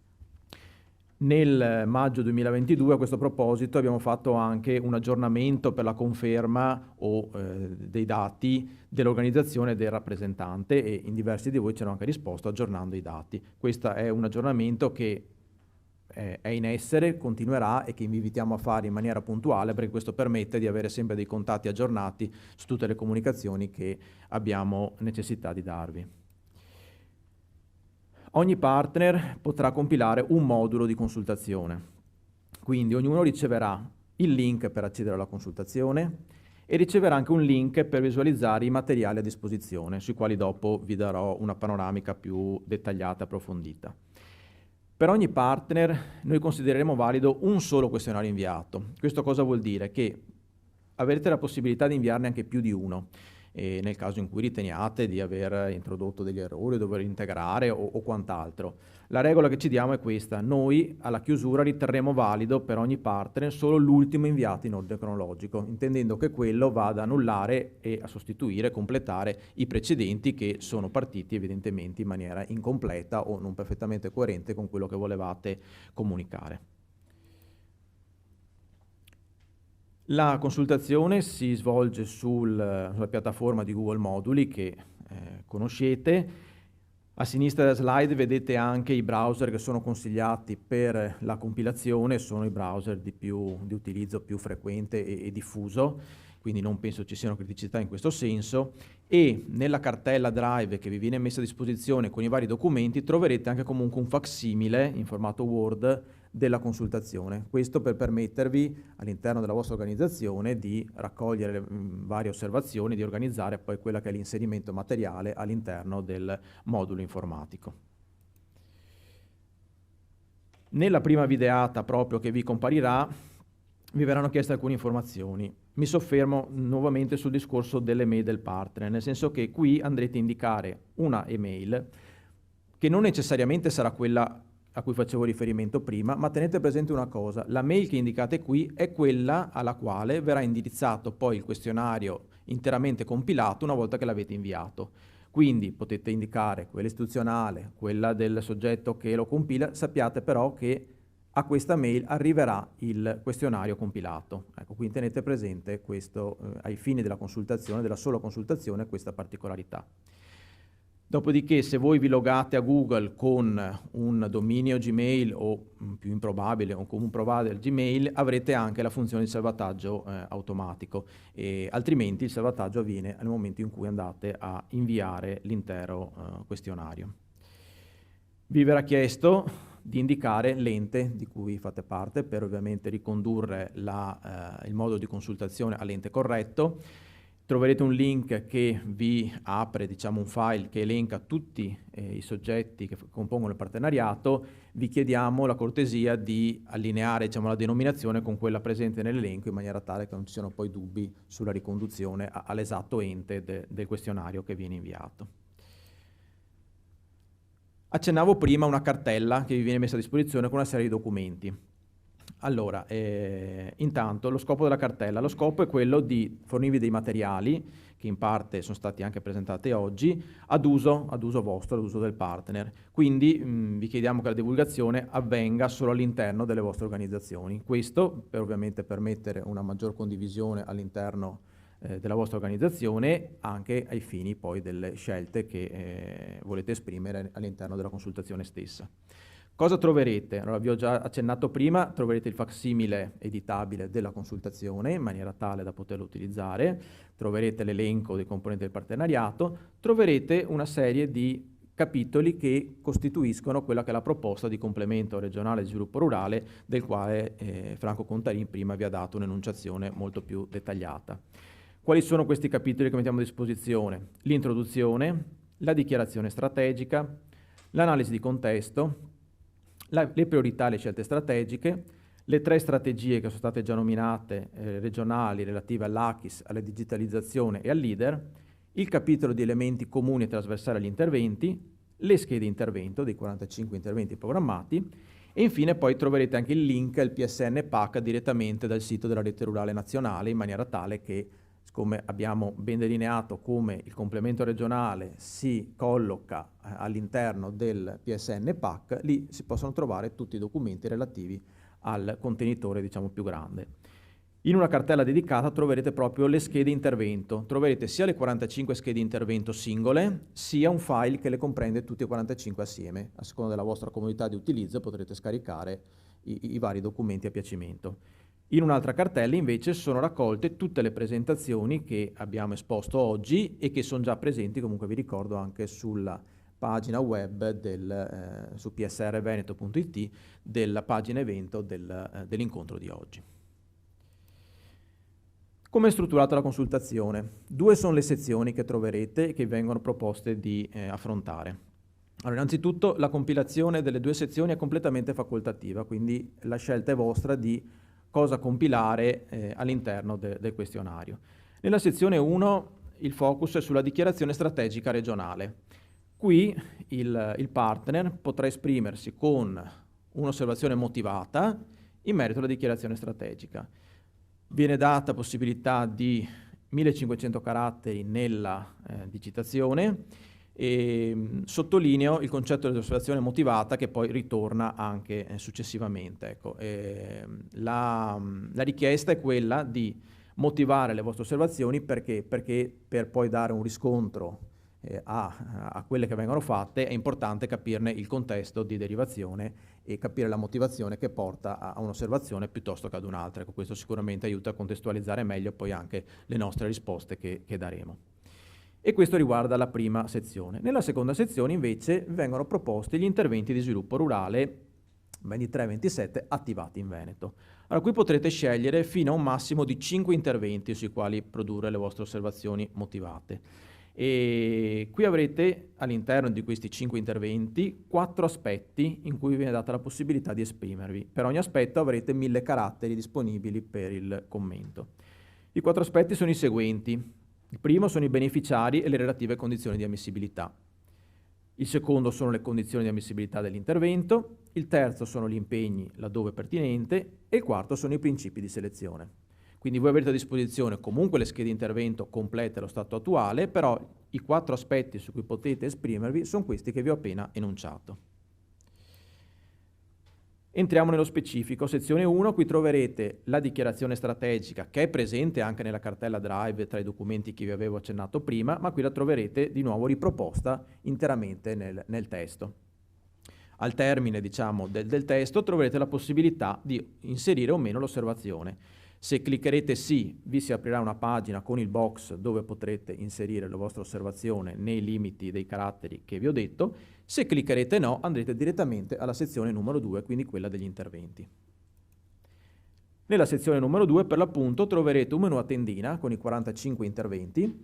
Potrete scegliere liberamente l'intervento che preferite e desiderate osservare. A quel punto vi si apriranno 4 box sui 4 aspetti che vi accennavo prima.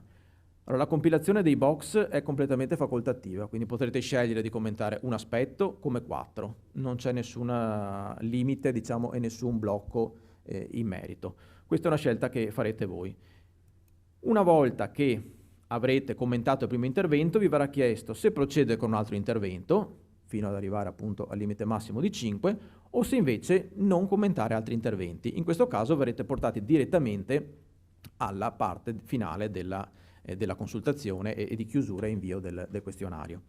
E sfrutto questa videata per sottolineare una funzionalità che è quella di cancella modulo, più che altro un invito all'attenzione che nel caso, perché questo è un tasto presente praticamente in tutte le videate, attenzione che questo non cancella solo la sezione che state compilando o la scheda che state compilando, ma cancella l'intero modulo. Quindi vi viene chiesto ovviamente conferma dal sistema se volete cancellare, però sappiate che nel caso cancellate l'intero modulo e dovete ricominciare da zero. Ecco. Conclusione della consultazione. Quando avrete compilato quello che avete appunto scelto di compilare, arriverete a questa pagina finale, nella quale vi verrà proposto un link per il questionario di gradimento, sul quale torno nelle slide successive, e vi verrà chiesto conferma che vogliate veramente inviare la consultazione. Se avete dubbi o cosa, col tasto indietro potete tornare nelle varie videate precedenti e modificare le informazioni che avete inserito. Una volta che avete inviato, comparirà la videata che vedete sulla destra e che vi dà la possibilità di inviare un'altra risposta, quindi quello che vi dicevo prima nel caso intendeste correggere, modificare quanto avete inviato, ne avete la possibilità finché la consultazione è aperta. Quando inviate il modulo di consultazione, soprattutto se non c'è un log su Google all'inizio, potrebbe chiedervi un passaggio di sicurezza come quello che vedete qua sulla destra, che fondamentalmente controlla che la compilazione non è stata fatta da un robot ma da una persona fisica. Penso che sia una cosa abbastanza familiare, perché succede spesso quando si compilano online dei questionari di trovare queste videate, quindi penso che non creerà particolari criticità, ecco, ma il sistema la propone in termini di sicurezza. Vi dicevo che vi viene proposto e vi viene anche ricordato nella mail che vi arriva con il questionario compilato di compilare il questionario di gradimento. E per noi è una cosa utile e fondamentale per migliorare il servizio poi che rendiamo anche nei vostri confronti. È un questionario che vi assicuro non richiede più di 2 minuti di tempo per compilarlo. L'invito è di compilarlo subito appena avete chiuso l'invio del modulo di consultazione. Sapete che qualche giorno in più ovviamente rimarrà aperto il questionario di gradimento rispetto alla chiusura della consultazione, ecco, però l'invito è quello, ecco, se riuscite a farlo immediatamente dopo, per noi è sicuramente un elemento che poi ci permette di affinare quelli che saranno eventi futuri di pari portata. Come ho già accennato, alla conclusione, su quella mail che avete indicato all'inizio ricevete il questionario interamente compilato con tutte le domande e tutte le risposte che avete dato, in maniera tale che dopo ne avete una copia agli atti. Come accedere alla consultazione? Allora, oggi nel primo pomeriggio riceverete una mail e questa la riceverete, ripeto, a quell'indirizzo prioritario di cui parlavo all'inizio che ogni partner ha indicato, con alcune informazioni dentro. Ne sottolineo un paio che sono innanzitutto il link della consultazione e il link alla cartella dei materiali disponibili. Il link della cartella dei materiali disponibili è comunque presente anche dentro il modulo di consultazione, quindi lo ritrovate, diciamo, nuovamente. Ecco. E poi trovate una serie di indicazioni dal periodo di apertura alle vari riferimenti nel caso di assistenza. Il quando è già stato detto, e però lo risottolineo, la consultazione è aperta da oggi fino al 31 luglio 2022, quindi per tutto il mese avrete la possibilità di accedere e mandare il vostro contributo sulla consultazione. Se avete delle difficoltà tecniche in merito, trovate anche i riferimenti sono quelli della direzione della DG FEASR Bonifica e Irrigazione o attraverso email svilupporurale@regione.veneto.it, oppure il numero di telefono che trovate indicato. Vi ricordo che anche questa presentazione è tra quelle contenute nei materiali, quindi può servire comunque come guida poi anche nel momento in cui andrete effettivamente a fare la compilazione, se avete dei primi dubbi, diciamo magari già risolvibili con questo. Concludo sul poi. Cosa succede una volta che abbiamo chiuso i termini per la consultazione? Allora, una volta chiusi i termini, le strutture regionali, coordinate dall'autorità di gestione, andranno a verificare le osservazioni e a formulare le relative controdeduzioni. Una volta terminate, tutti i partner saranno resi edotti sia delle osservazioni che sono state ricevute e sia delle relative risposte. Ecco, io spero di essere stato chiaro nei vari concetti, in ogni caso resto a disposizione e vi ringrazio per l'attenzione. Grazie mille. Allora, a questo punto ci organizziamo per le domande che sono arrivate attraverso la piattaforma e io prendo il computer così posso visualizzare.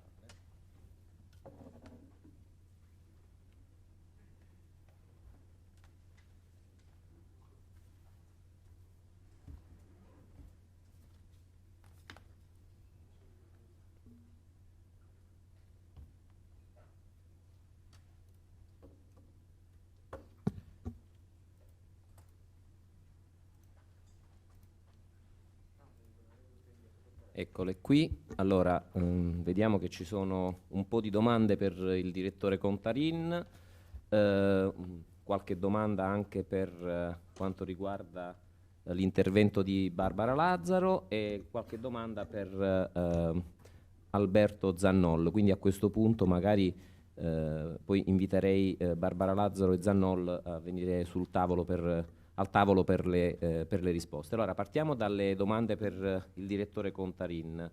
La prima è stata posta da Trevisin, dell'Ordine degli Agronomi. Irrigazione, emergenza climatica, quali innovazioni ci saranno nel nuovo complemento di sviluppo rurale? Sì? Meglio così va.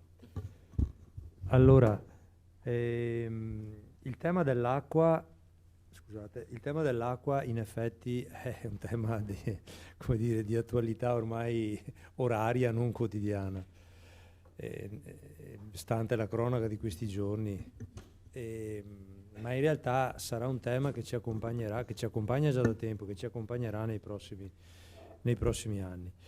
Allora, parlo dell'acqua, ovviamente il tema è complessivo, è legato all'emergenza climatica e tutti voi sapete che dal punto di vista dei rischi conseguenti il PSN ha compiuto delle scelte importanti, innanzitutto rinforzando gli strumenti di gestione dei rischi, con uno stanziamento, ricordo a tutti, di 3 miliardi e la creazione di un nuovo fondo, di un nuovo strumento proprio catastrofale che va in questa direzione. Ma venendo un po' al complemento e alle scelte che stiamo facendo nel complemento, non trovate nel complemento la risposta a tutto il tema, ma trovate la focalizzazione del complemento su una specifica dimensione che è quella in primis dell'impresa agricola. Proprio nella logica della specializzazione, diciamo così come l'abbiamo chiamata, la focalizzazione, quindi cercando di agire in maniera sinergica con quello che stanno facendo o che faranno nei prossimi anni gli altri strumenti. Dentro il CSR, facendo una lettura trasversale, nel quadro degli interventi che troverete, voi trovate almeno 3-4 interventi, forse di più, che parlano direttamente di irrigazione di acqua. Sicuramente abbiamo la riedizione, lo ricordava Alberto nel suo intervento, la riproposizione dell'intervento legato al sostegno agli investimenti per adottare tecniche irrigue più efficienti, quindi a risparmio idrico, ed è forse il più eclatante.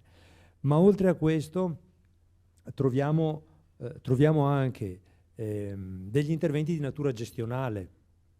Li ha citati, per chi l'ha colto, li ha citati Barbara nella sua presentazione, cioè continuiamo l'esperienza positiva dell'intervento di natura climatico-ambientale, l'attuale codice 10.1.2 per chi ha un po' più di pratica, che comprende sia l'adozione di tecniche di coltivazione a ridotto uso o più efficiente uso dell'irrigazione che a più efficiente uso della fertilizzazione. Oltre a questi, guardando non solo l'aspetto quantitativo ma l'aspetto qualitativo tutto tondo dell'acqua, avete visto sempre nella presentazione di Barbara, le ho trovate nel quadro degli interventi, che ci sono almeno altri 2 o 3 interventi di natura tecnica gestionale che hanno a che vedere con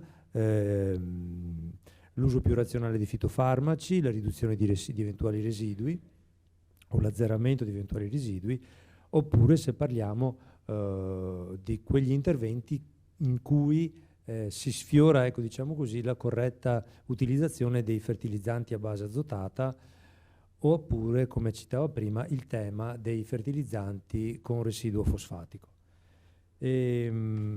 Dicevo, il CSR si specializza e si focalizza su questo. Cos'è che manca nel panorama che ho citato? Manca quella che è la dimensione infrastrutturale di sistema.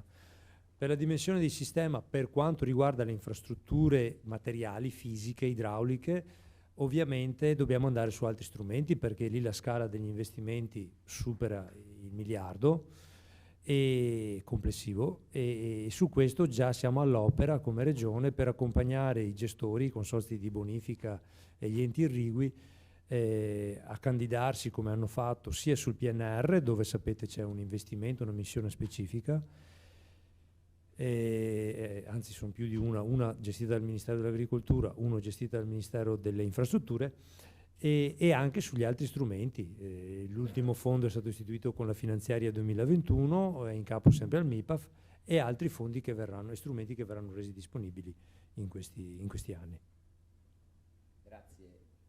Grazie direttore. Passiamo alla seconda domanda. Manuel Benincati, Coldiretti Veneto.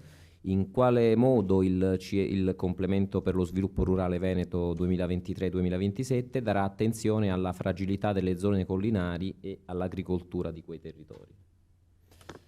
Allora, il tema l'abbiamo dichiarato in termini di priorità di attenzione, così come altri temi, l'avete visto, i giovani, sempre come fragilità le zone montane, oppure gli altri aspetti, l'innovazione, la sostenibilità. Allora, per quanto riguarda il tema specifico dell'attenzione alle zone collinari, in questo momento la risposta che posso dare è che l'intenzione, visto che riteniamo che l'insieme complessivo degli interventi scelti sia pertinente anche al tema delle zone collinari, sia che siano investimenti o misure gestionali di natura ambientale o le misure ACHIS, gli interventi che vanno sull'ACHIS, ormai uso sto acronimo, scusate, quindi formazione, consulenza, supporto a tutto ciò che è innovativo, a trasferimento dell'innovazione.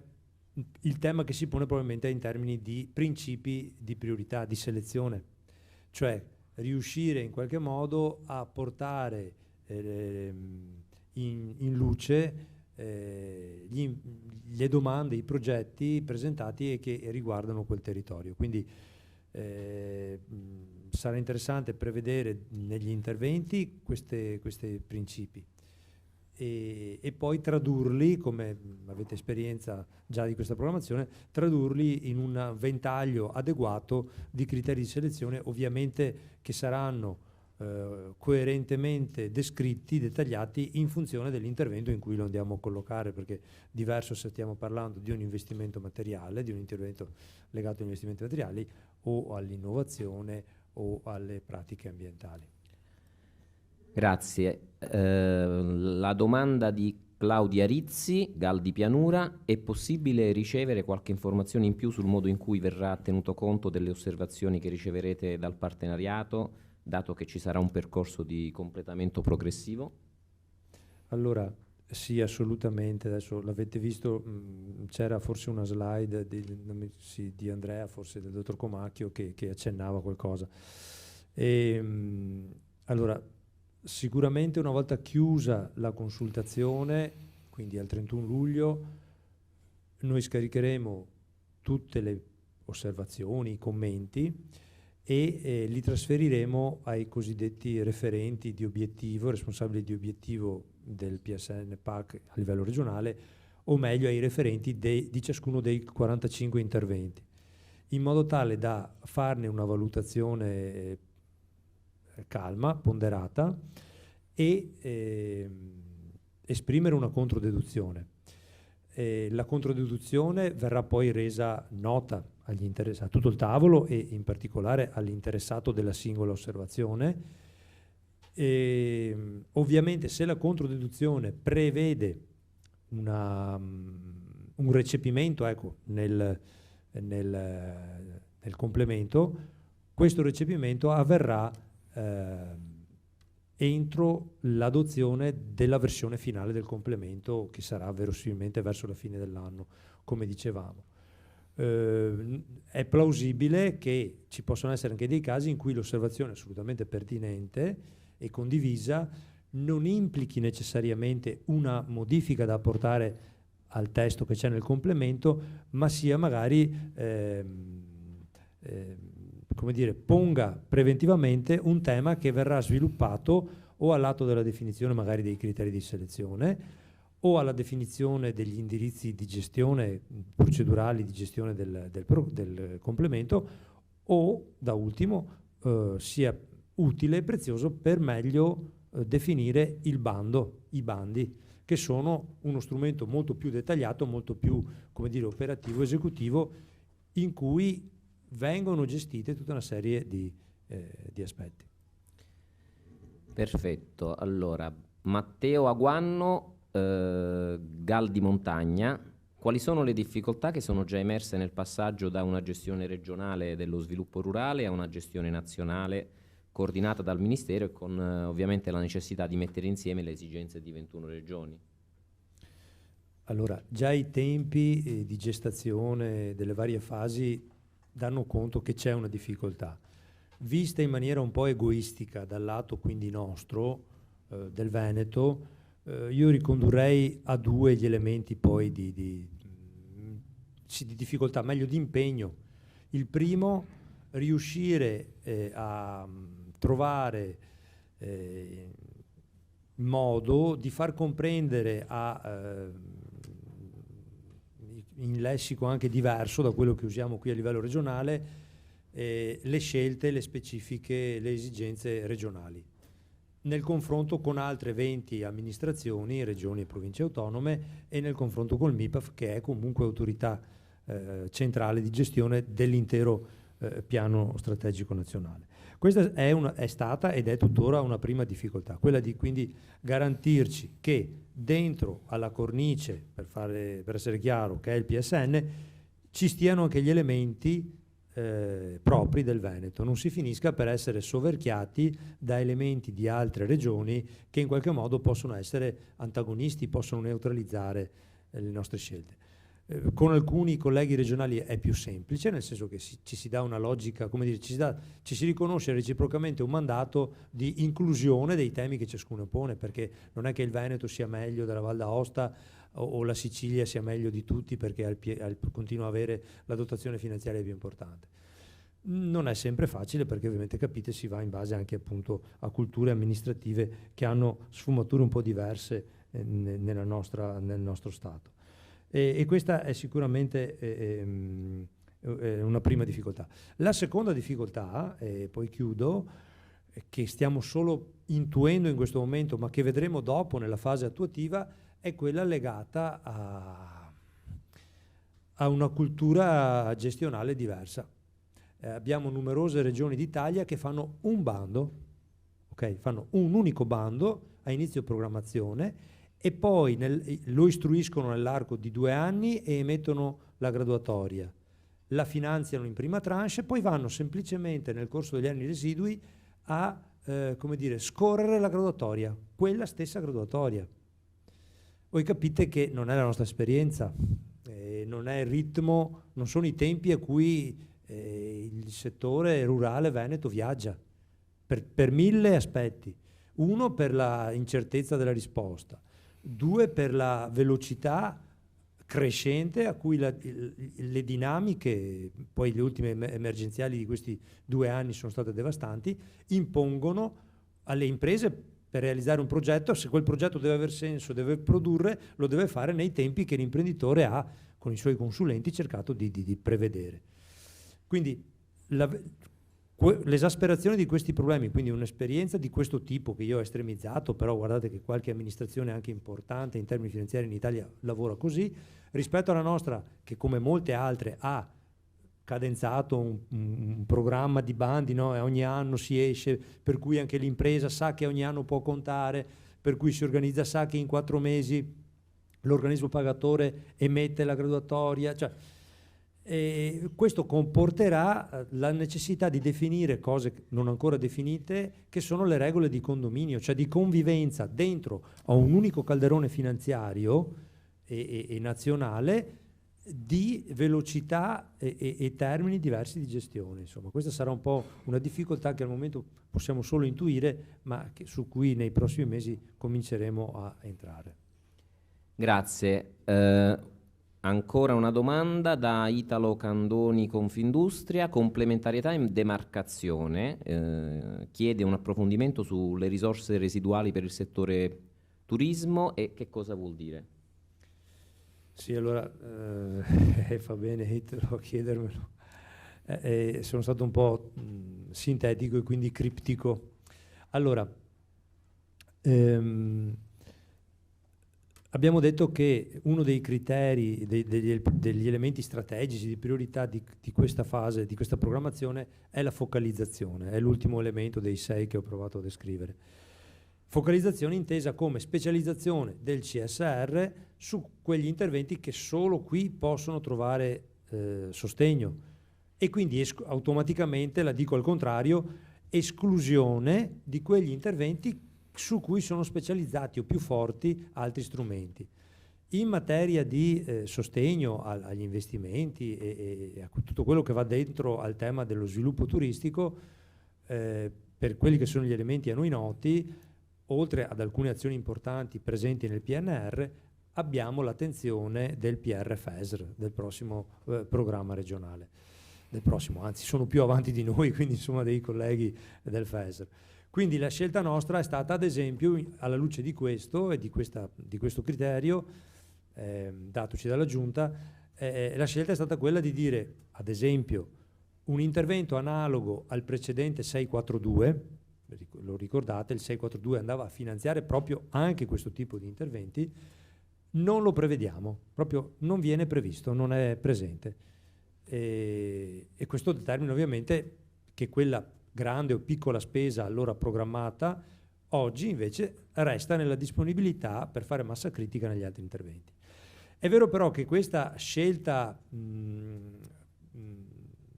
complessiva di impostazione potrebbe avere un cortocircuito, e cioè dentro alla strategia di sostegno allo sviluppo locale di tipo partecipativo LEADER è previsto dal PSN che il tema della diversificazione di un'economia locale in contesti in difficoltà possa anche sostenere delle esperienze, degli sviluppi turistici in materia turistica in senso lato. Allora, ecco perché abbiamo affermato non possiamo escluderlo completamente, ma in via residuale resterà lì, ok? Resterà qualcosa lì.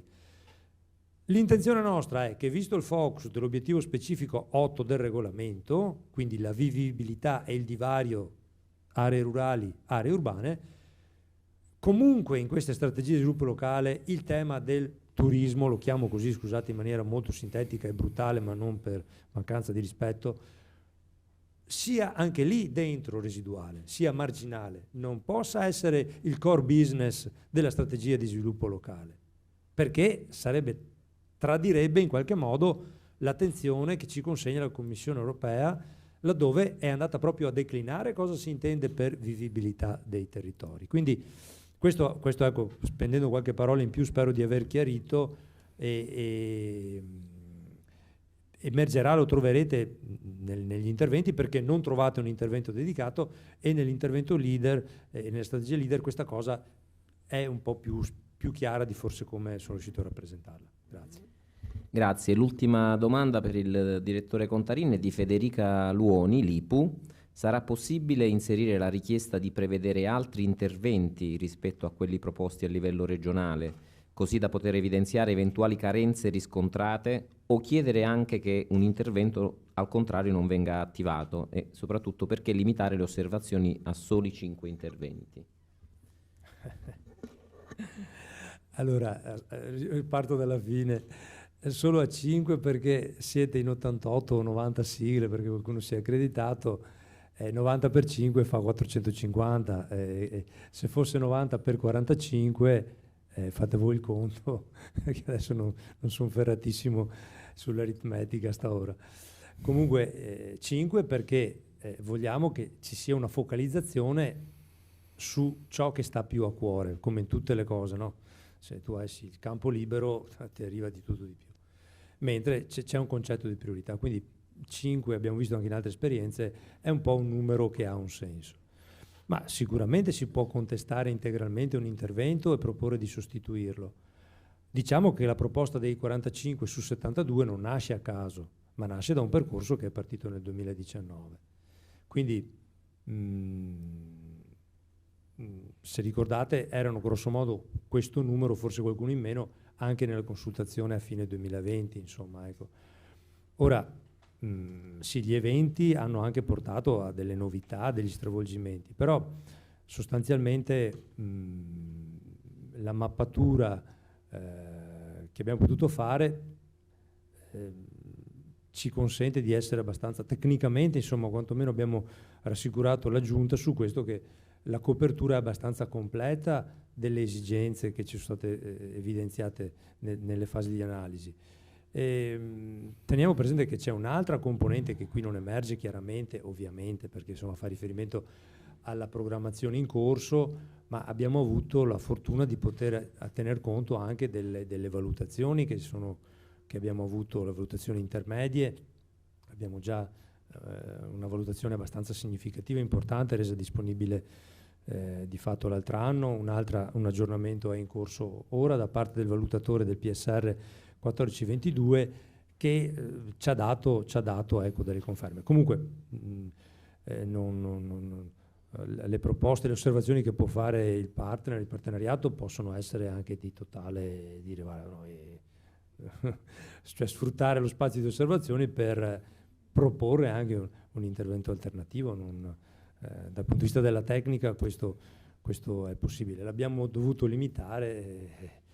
Sì, potevamo dire 10, potevamo dire, cioè, il conto è stato fatto quello di dire, ma se tutti, come auspichiamo, si esprimono almeno su 5, ripeto, sono 450 osservazioni, insomma, significa una bella bordata, insomma, a 45 interventi, insomma, ecco, grazie. Grazie mille. Io a questo punto chiamerei Barbara Lazzaro per le domande che riguardano l'architettura verde. Grazie. Allora, partiamo dalla prima, di Alba Thomas di Agri del Veneto, che chiede un approfondimento sul registro dei concimi fosfatici. Possiamo dire quello che c'è adesso a grandi linee, perché segnalo che la condizionalità rafforzata non è ancora uscita dal MIPAF. Però per quella che è la richiesta delle regioni è quella sostanzialmente di evitare doppie trascrizioni, prima roba, per cui la prima richiesta è stata: se già mi attivo con un registro che ha tutta una serie di contenuti per gli effluenti zootecnici piuttosto che per i fertilizzanti organici, che al loro interno i digestati hanno già una componente di fosforo che è quantificata, d'accordo, evitiamo perlomeno che tutta questo insieme di matrici debba fare anche un registro per il fosforo. Quindi, se lì abbiamo tutte le giustificazioni per standardizzare, perché sappiamo che la formula dell'azoto nel DM è standardizzata per tutte le tipologie di reflui, Possiamo standardizzare anche la componente fosforo. Le regioni che avevano fatto la deroga nel 2011 per i nitrati già ce l'hanno questa standardizzazione, perché era stata accomunata a suo tempo, si chiedeva anche la registrazione per il fosforo nelle aziende in deroga, e abbiamo focalizzato l'attenzione della condizionalità alla parte della fertilizzazione chimica, con concimi acquistati commerciali sul mercato, d'accordo? Ecco, lì ci sarà l'iscrizione a registro.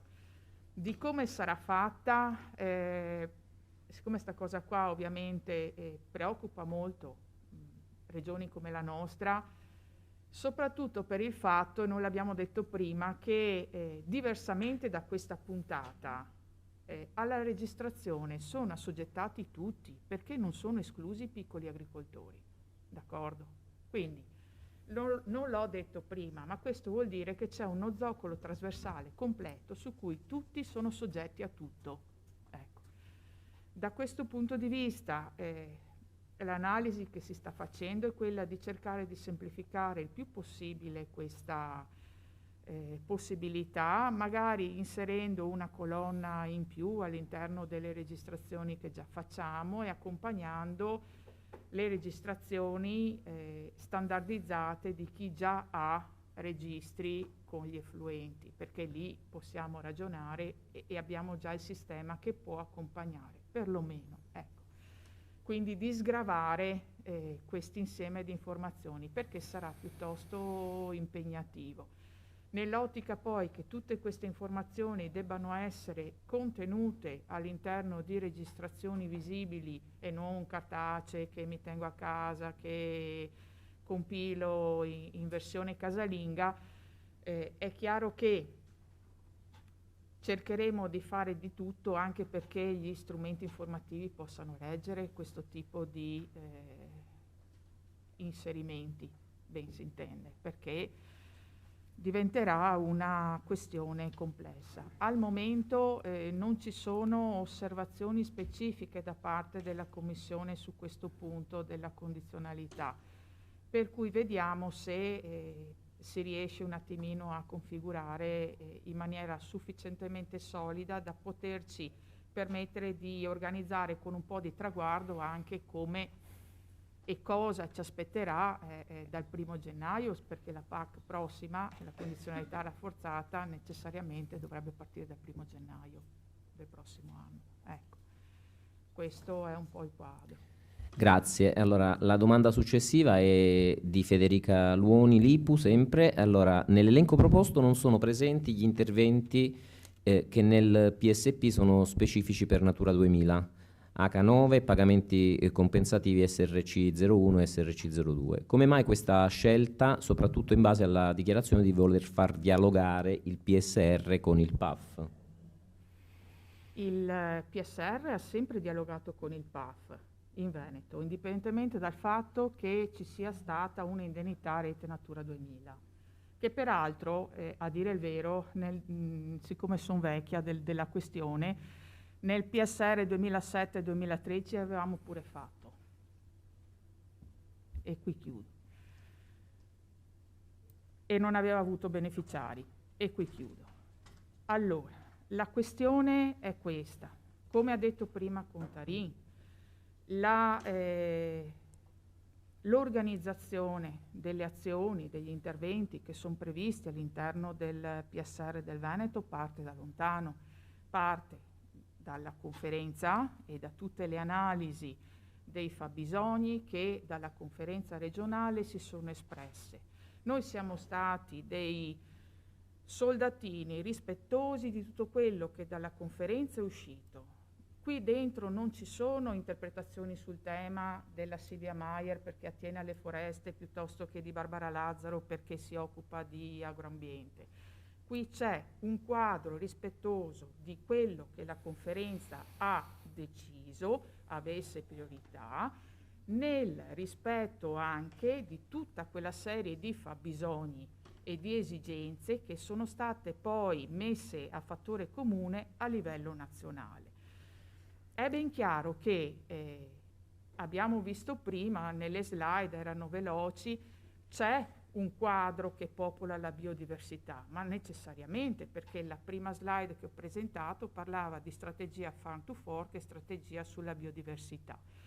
Tutte le componenti degli indicatori sulla biodiversità vanno popolate, e non è solo biodiversità agraria, è anche biodiversità naturalistica, è preservazione del territorio, è tutela, e su questo azioni che vanno poi a popolare tutto l'insieme degli indicatori e delle valutazioni che attengono anche al PAF sono presenti e sono concrete nello sviluppo rurale del Veneto.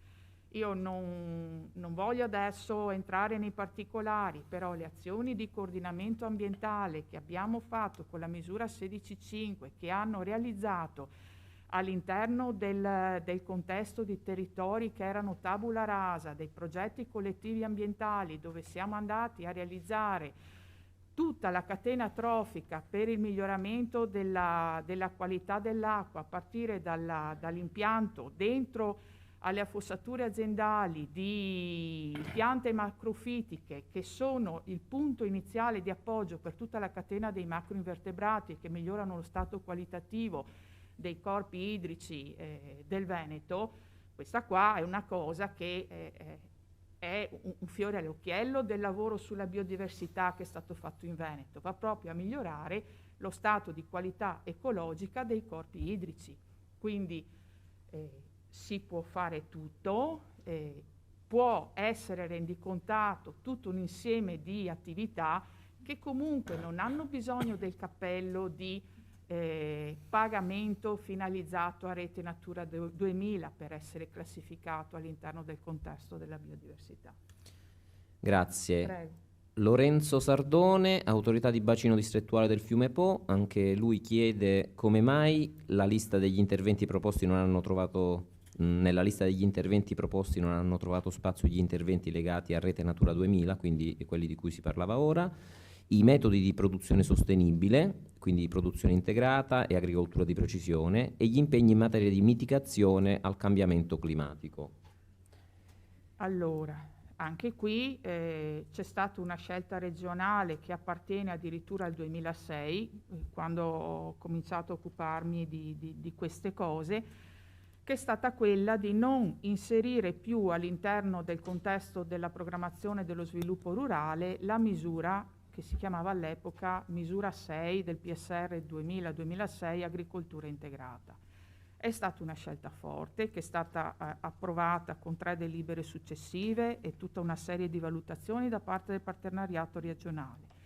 Da quella scelta sono nate poi tutta una serie di altre attività che negli anni si sono sviluppate nel contesto regionale.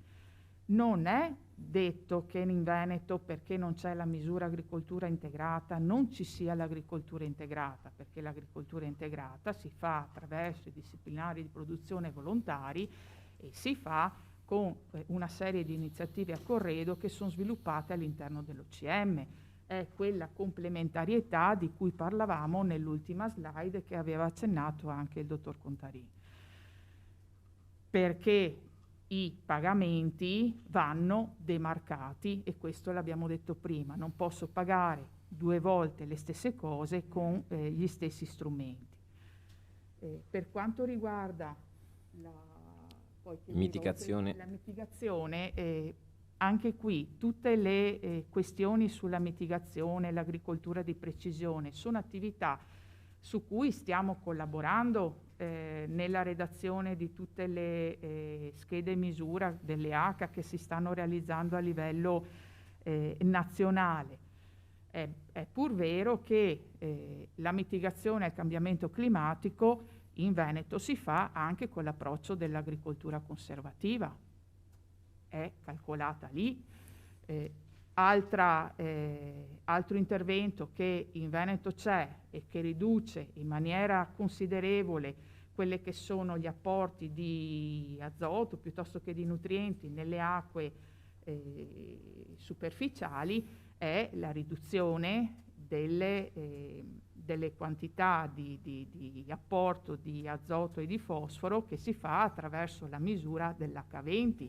Quindi bisogna sostanzialmente, soprattutto a ragione di tutto lo spacchettamento che sta avvenendo con questo sviluppo rurale, andare a cercare soprattutto su H che non sono trasversali a tutto il panorama nazionale, ma su H specifiche sulle quali noi da tempo lavoriamo e ci siamo impegnati, andare a cercare quegli stessi contributi che su altre regioni appartengono per esempio all'agricoltura integrata. Non a caso è stato mostrato prima che in Veneto si propone un intervento nuovo che ragionerà sulle riduzioni della perdita per deriva dei prodotti fitosanitari, perché non c'è l'H1, d'accordo? Quindi ci sono tutta una serie di bilanciamenti che sono necessari per popolare tutti gli indicatori e tutte le esigenze che in Veneto sono rappresentate. L'ultima domanda è di Andrea Scarabello, AOP Italia Zootecnica. La rivisitazione degli ecoschemi 2.3.4 cosa può proporre di nuovo? È una bella domanda, perché non siamo proprio noi i responsabili del diretto riscontro con la Commissione. L'ecoschema è un tema nazionale. Quello che mi sento di dire è che c'è un grande lavoro attualmente, addirittura ieri parlavano di cambiare addirittura il nome all'ecoschema 4, che non si chiamerà più sistemi foraggieri estensivi, d'accordo? Quindi i contenuti si stanno fortemente rivalutando. La chiave di lettura deve essere sostanzialmente questa. Per l'ecoschema 4, per esempio, la distinzione che si sta facendo tra condizionalità rafforzata e l'ecoschema sulla rotazione è quello che nella condizionalità rafforzata, dove mi porto a casa il greening, ho l'obbligo di fare una rotazione che abbia un cambio di genere tra una semina e la successiva.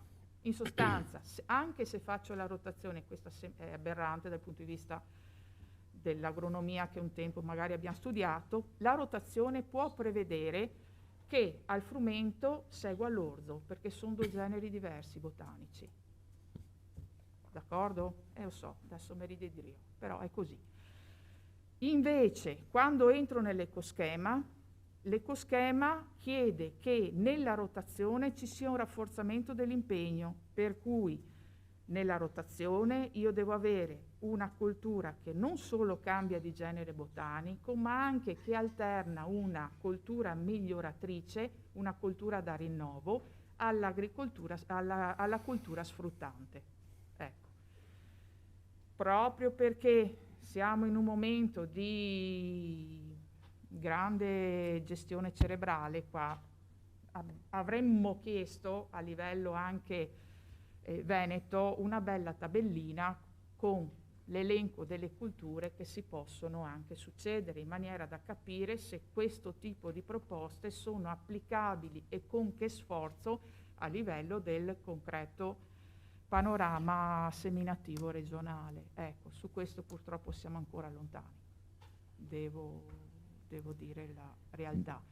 La differenza che sicuramente vi dovete aspettare in termini di rendicontazione del pagamento, perché su tutti questi tre ecoschemi, come abbiamo detto prima, c'era una proposta di pagamento top up a cui dovrà sostituirsi necessariamente, per quello che la Commissione sta segnalando, e per quello che è stata la risposta degli uffici nazionali, una valutazione del pagamento in termini di maggiori costi e minori redditi, soprattutto per quello che riguarda l'ecoschema 2 e l'ecoschema 3. Grazie mille. Io a questo punto chiamerei qui al tavolo Alberto Zannol per le ultime domande. Ci diamo gli ultimi 10 minuti per arrivare a conclusione velocemente. Vedo che ci sono diverse domande per lei, quindi la prima è sempre di Manuel Benincà di Coldiretti Veneto, e dice: abbiamo compreso correttamente che gli investimenti produttivi ambientali negli allevamenti per la riduzione delle emissioni in atmosfera avranno un'intensità di aiuto superiore a quelle per gli altri investimenti produttivi? Inoltre, per tutti gli investimenti produttivi a finalità ambientale non è prevista una spesa minima, è prevista una spesa massima? Quindi diciamo, sono tre domande in una. Sì. Sì, allora, sì, corretto, nel senso che gli investimenti che prevedono una riduzione di gas climateranti e ammoniacali, ovviamente operati anche nell'ambito evidentemente del sistema allevatoriale, hanno un'intensità di aiuto dell'80%, così come quelli della fertilità e struttura del suolo. Non c'è spesa minima, corretto. Nella velocità dell'esposizione ovviamente mi ero dimenticato di dire che quello che non è specificato non varia, per cui anche questo, rientrando tra, diciamo, il gruppo degli investimenti comunque da effettuarsi in ambito delle imprese agricole, sta, per quanto riguarda i massimali, a quelli che sono i massimali previsti anche per gli altri tipi di investimento, quindi i 600.000 nell'arco dei 4 anni, come è stato indicato nella presente programmazione. Grazie. La successiva è di Andrea Povellato, Crea. Andrea dice: molto interessante l'iniziativa degli hub per l'innovazione, anche il back office gestito da Veneto Agricoltura. La massa critica e una rete il più possibile estesa sono fattori essenziali per rendere efficace l'azione di questo tipo di agenzie. Avete pensato ad un limite massimo di hub che si possono creare? Poi chiede: pur ritenendo i centri di ricerca del Veneto, universitari e non, prioritari nel coinvolgimento, che tipo di collegamenti si pensa di avere con i centri di ricerca di altre regioni? E soprattutto, ricerca e innovazione implicano reti anche a livello internazionale, europeo e non, e quindi se ci saranno iniziative pratiche al riguardo. Sì. Allora, la misura, scusate, l'intervento è assolutamente nuovo, quindi diciamo che allo stato attuale è stato pensato e adesso dovrà essere tarato. Nella taratura evidentemente dovremo fare dei ragionamenti insieme a coloro che dovranno gestirlo e insieme evidentemente a coloro che poi potranno, diciamo così, animarlo o comunque essere partecipi. Per cui adesso, allo stato attuale, non abbiamo valutato evidentemente la necessità di definire un numero massimo di hub, anche perché non sappiamo quale potrebbe essere la risposta rispetto evidentemente a questa nuova possibilità.